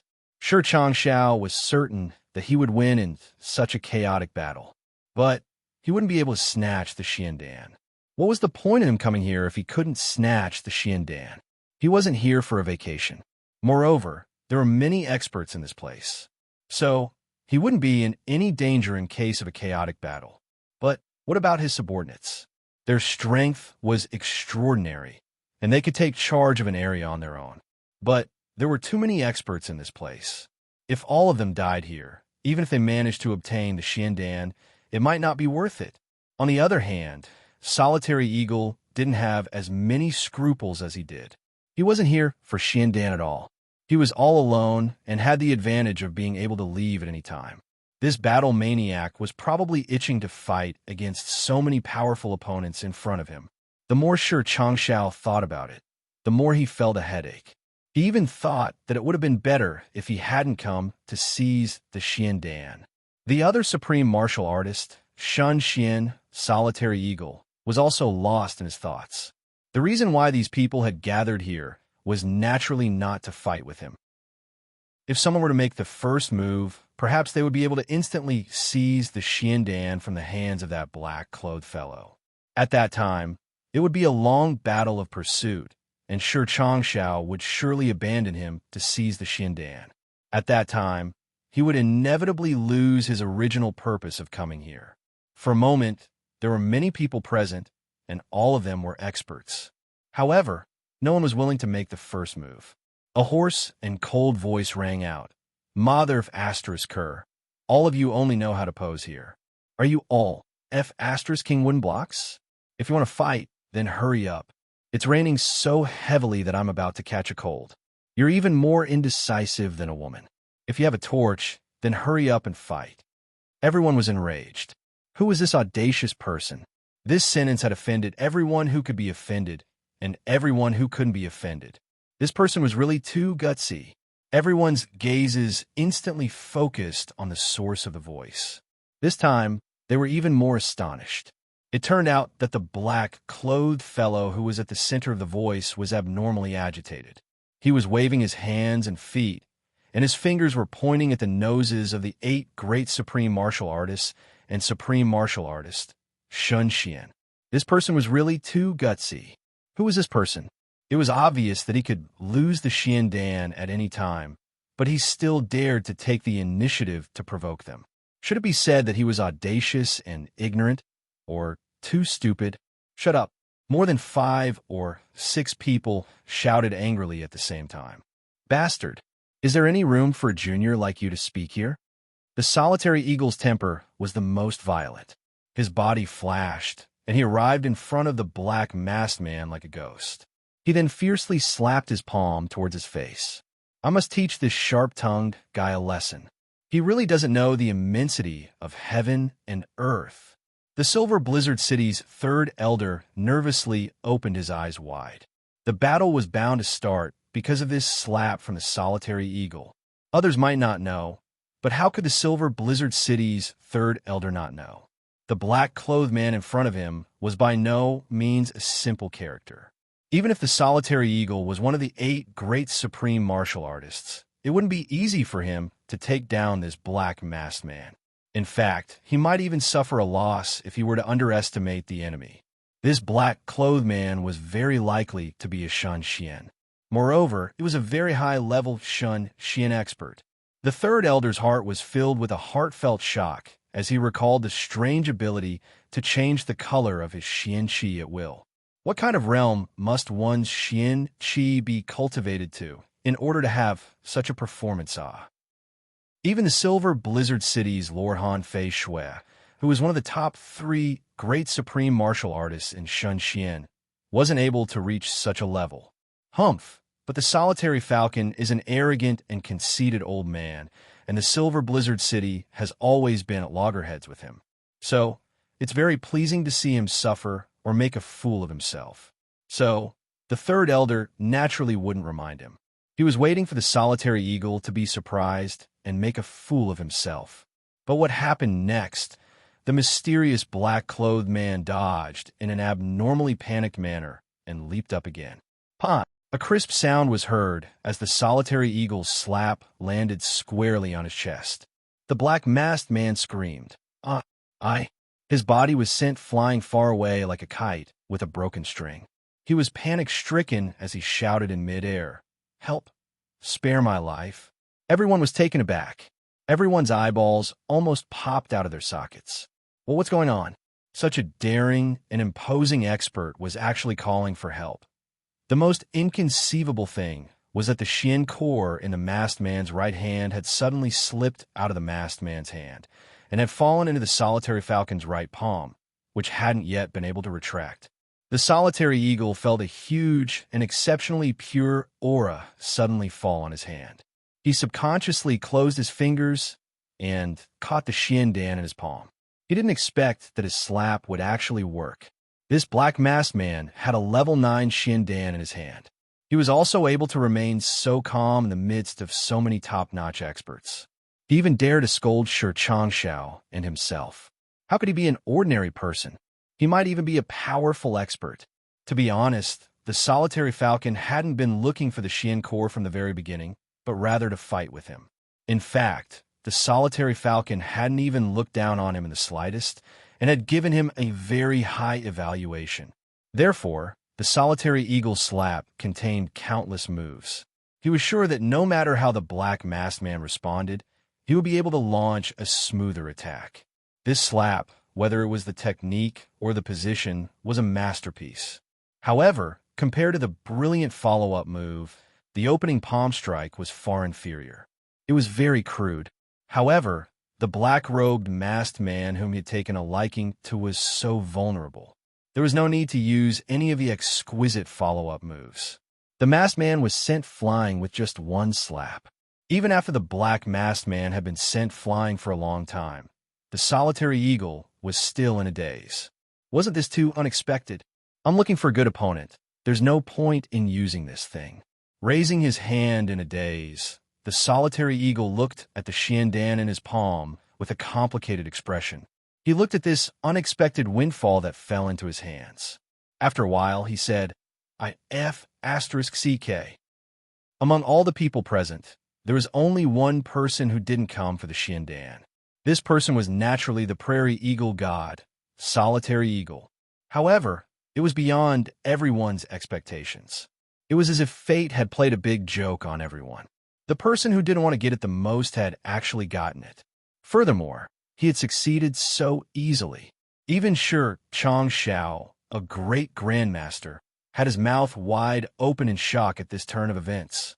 No one would have thought that the black masked man was just a wax spearhead that looked like silver.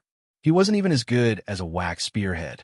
At least the wax spearhead had a melting process. How could he be so weak like this?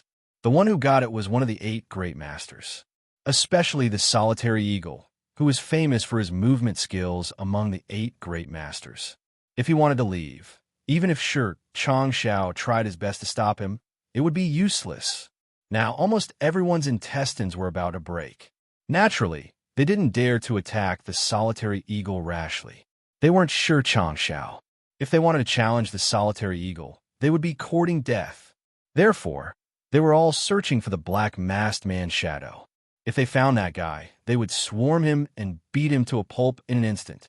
That way, they could vent their anger. Damn it, why are you pretending to be 13 if you don't have the strength? You made me miss a good opportunity. I can't do anything to the divine eagle. But you think I can't take care of you? A thing that's even softer than a wax spearhead. However, when the group of people looked in the direction where the black-robed masked man was sent flying, it was quiet. Quietly, the black-robed masked man had actually disappeared into thin air. Could it be that this kid was made of paper? Or a pile of ash? Could it be that he broke into pieces with just a touch? A living person had suddenly disappeared in front of the eyes of 2 great masters. For great masters, Shun Xian, nearly 20 Tian Xian experts, and countless pairs of Xianqi experts. It was as if he had evaporated into thin air. It was as if the solitary eagle's palm had turned him into thin air. Slap! Another crisp sound rang out. Everyone had yet to recover from the shock. They subconsciously looked in the direction of the sound. It was the 3rd elder of the Silver Blizzard City. This great master, Shun Xian, had raised his palm and slapped his own face. Very crisp, very pleasant, very loud, and very pleasing to the ear. What's going on? The 6th elder and the 9th elder stepped forward and asked with concern, Third brother, what's wrong? The relationship between the 3rd elder, the 6th elder, and the 9th elder had always been very good. There's a mosquito, the 3rd elder said awkwardly. Everyone was so shocked that they almost fainted. It was late autumn, and there was such a heavy downpour. Even an eagle would be drenched. How could there be a mosquito? What kind of mosquito could be so domineering? Little did they know that the 3rd elder was extremely regretful. Chapter 184. So that fellow really is nothing. I was alone earlier, and I only needed to stretch out my hand to snatch the xiandan and then immediately escape back to Blizzard Silver City. My goal this time was to succeed, but he had been fooled by that guy's tricks. I said, how could an expert have so many Xianqi lights at the same time? This doesn't make sense. How could I have been fooled? I'm really the biggest idiot in the world. IF***CK. IF***CK. Sigh.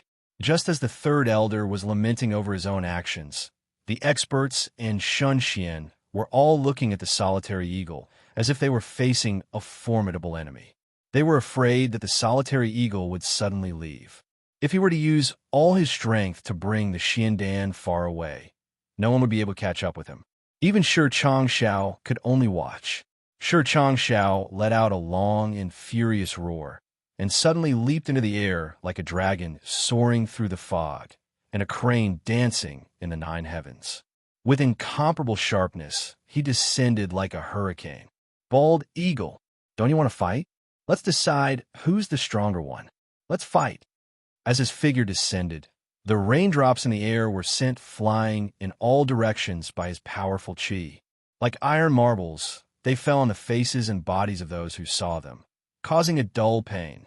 Shi Changxiao's tall figure seemed to have transformed into a thousand-armed devil in midair, and it seemed as if he was going to destroy the world. The solitary eagle laughed heartily, and even took the Xian Dan into his arms. Come on. He spread his arms and soared into the air like an eagle. His tall and sturdy body shot forward like an arrow, and his long black hair suddenly fluttered in the wind. Such a posture made it seem as if he was going to dominate the world. The two supreme martial artists were finally confronting each other head-on. Fei Mengchen, the Silver Blizzard City's 3rd, 6th, and 9th elders, the 6 Tian Xian experts that Shi Changxiao had brought with him, and Lei Wu Bei's 10 disciples leapt into the air at this moment. Their shadows flashed, and strong winds overflowed in all directions. All of them were focused on the solitary eagle. Solitary eagle laughed heartily and roared. Good! How satisfying! He no longer held back his strength. Suddenly, there was a loud bang, and the black cloak on his body was suddenly torn apart by his own Xianqi. The tattered pieces of cloth flew out in all directions. The solitary falcon's long hair stood upright and pierced through the sky. He was going all out. June family. Guan Xinghan walked towards her courtyard with a heavy heart. As she walked, she thought about what had happened today. It was like a dream. She had experienced despair several times, but then she was instantly filled with happiness and satisfaction. Father had abandoned me for the sake of the big picture. But I still have my 3rd uncle and my brother-in-law. So what do I have to fear? Mo. Xie said that honor and disgrace are as important as the heavens. So why should life and death matter? Is the Shuihun manor so invincible? Even if they are invincible, there is nothing to fear except death. So what else is there to fear in this world? I didn't expect that guy to have such a heroic spirit. He's worthy of being a disciple of the Jun family. He's on par with his elder brother, Jun Mou. Haha, they're worthy of being brothers. Alas, I believe that Brother Mou would have made the same choice as Mo Xie if he were here today. I believe that he would have made the same choice as Mo Xie. Guan Xinghan thought in her heart. This was the first time that she felt that the Jun family's courtyard was still so lovely and amiable even after losing Jun Mou. However, Guan Xinghan didn't realize that her heart wasn't as broken as it used to be when she thought of Jun Mou. Instead, it seemed very distant. Guan Xinghan was lost in her thoughts when she bumped into someone. A tall and sturdy figure was standing at the entrance of her courtyard. This man was Guan Xinghan's biological father, Guandong Lu. Guandong Lu was standing in the middle of the rainstorm. His clothes were completely soaked, and it was hard to tell how long he had been standing in the rain. His face revealed a strange expression of pain as he stared at Guan Xinghan. He looked at his daughter and didn't say a word for a long time. Guan Xinghan stared blankly at her father and didn't know what to say for a while. Both father and daughter didn't say a word and fell into a strange silence. Perhaps it was only for a moment, or perhaps it was after a long time, but the light from the lantern in the small courtyard shone on Guandong Lu's head. Guan Xinghan suddenly realized that her father's head had started to turn white without her noticing. Thinking back to when her father would play with her when she was a child, Guan Xinghan couldn't help but feel her heart soften, and the cold expression on her face suddenly melted. Finally, she opened her mouth and spoke in a low voice. Father. Xinghan, do you blame father?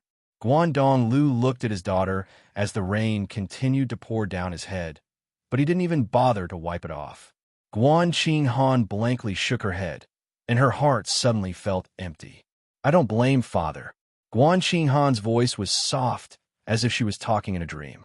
Father is Xinghan's father, but first and foremost, he is the head of the Guan family. The life and death of more than 1,000 people in the Guan family rests on father's shoulders, and your daughter understands your difficulties. It's been hard on you. Guangdong Lu let out a deep sigh as he lowered his head. But when he looked up again, his eyes were filled with pain, but his gaze was filled with determination. Qing Han, do you know that your father has wronged you? But what happened to you? If I were to do it all over again, I would. Guangdong Lu's eyes were deep, and his heart seemed to be in a fierce struggle, but he eventually said, I would still make the same choice. As the head of the Guan family, I may never be a good father in front of you, but Guan Qing Han painfully shook her head. Don't say it, don't say it. Suddenly, she realized that her father's body was drenched, and hastily said, Father, please come inside and talk. No, let's talk here. Perhaps there are many things I want to say, but once I go inside, I won't know how to say them. Guangdong Lu smiled bitterly. Regarding the matter of the Shui Hun manor, it's useless to talk about it now. But you are the person involved, and I must make you understand. Guan Qing Han tilted her face in extreme exhaustion. She sighed and said, Father, please speak. At that time, after receiving the letter from the Shui Hun manor, several elders of the family advised me to agree to this marriage. Guangdong Lu painfully closed his eyes and looked up at his daughter's deathly pale face. Their reason was very simple. We don't have the ability to provoke the Shui Hun manor, but if you were to marry them and become Li Tung Yun's woman, then our Guan family would have a relationship with the Shui Han manor. Not only would this be beneficial to the family, but it would also be a great thing. Guan Qing Han bit her lips and softly snorted. Her eyes suddenly flashed with extreme anger. The expression on her face also became ice-cold. Even our family is divided into two factions. Qing Bo has always been ambitious and has always wanted to dominate the southeast region, so he urged me to agree. Guangdong Lu frowned and spoke in a low voice. Qing Yu and your mother insisted on not agreeing. And your mother would wash her face with tears every day because of this. Guan Qing Han's tender body trembled, and her eyes welled up with tears as her shoulders shrunk. Later on, the Shui Hun manor put forward another condition. Guangdong Lu looked into the distance. They proposed that as long as our Guan family becomes the young lord of the Shui Hun manor, they would agree to the marriage. Apart from the fact that we wouldn't be given the title of the legal wife, they would also agree to let Qing Bo enter the great master Li Ju Tian's tutelage. This was a huge bargaining chip, and the Guan family was utterly defeated. Guangdong Lu's tone was filled with indescribable sorrow. Therefore, I took Qing Bo and Qing Yu and rushed to the Tianxiang city that very night. You know what happened after that. The only thing I don't know is what Guan Qing Han, am in the eyes of the Guan family. Am I a commodity? Or perhaps a bargaining chip? Whoever can give the Guan family more, will I belong to them? Guan Qing Han smiled mournfully. Qing Han didn't have any objections when the two families were engaged. Brother Mo Yu was a hero, and marrying him wasn't a disgrace to me. Moreover, this was the decision of the Guan family, and I didn't have much of choice. After that, I met Mo Yu 3 times, and Mo Yu was heroic, and warm-hearted. He was indeed a good match for a girl, and I was very grateful to the Guan family for arranging this marriage for me. Guangdong Lu seemed to know what she was going to say, and lowered his head. But then, Mo Yu sacrificed his life for the country. He was a hero. Yes, he was worthy of me, Guan Qing Han, waiting for him for the rest of my life. But at that time, I was already prepared to be a widow for Mo Yu, and was even prepared to convince you, my mother, and the elders of the Guan family. But at that time, the elders told me that the Guan family had unanimously decided that Guan Qing Han would be a widow for Da Xiao. The reason was that we couldn't afford to lose the Jun family. You are the Guan family's daughter, and you must do everything for the Guan family. Guan Qing Han laughed mockingly. At that time, when they were forcing me, they didn't know that I had already made the same decision as them in my heart. However, I did it for my husband, while they used me as a gambling chip, a tool to maintain the relationship between the two families. Regarding this matter, I only feel a sincere sense of humiliation. Shame. when a girl's most beautiful dream was awakened. Even her own reputation as a widow became something to be traded for. Guan Qinghan angrily said in a low voice. Now, the Guan family has thoroughly established a foothold with the help of the Jun family. Father, ask yourself, whether it's in business or in martial arts, which aspect of the Guan family hasn't relied on the Jun family support? But now, the Shui Hun manor, which is even more powerful than the Jun family, has come to propose marriage, and the elders of the Guan family have suddenly changed their stance. And now, they're trying to force me to marry them again? Father, is there such a logic in this world? Did it ever occur to them that this girl had already been forced to marry once? That she's already someone else's woman? Moreover, she's the daughter-in-law of the Guan family's benefactor. Are they going to sell out their benefactor's wife? And they still have the face to force me. That you're tuning in to the Warrior Lore YouTube channel. Don't forget to subscribe and join us on this journey to catch the most captivating stories.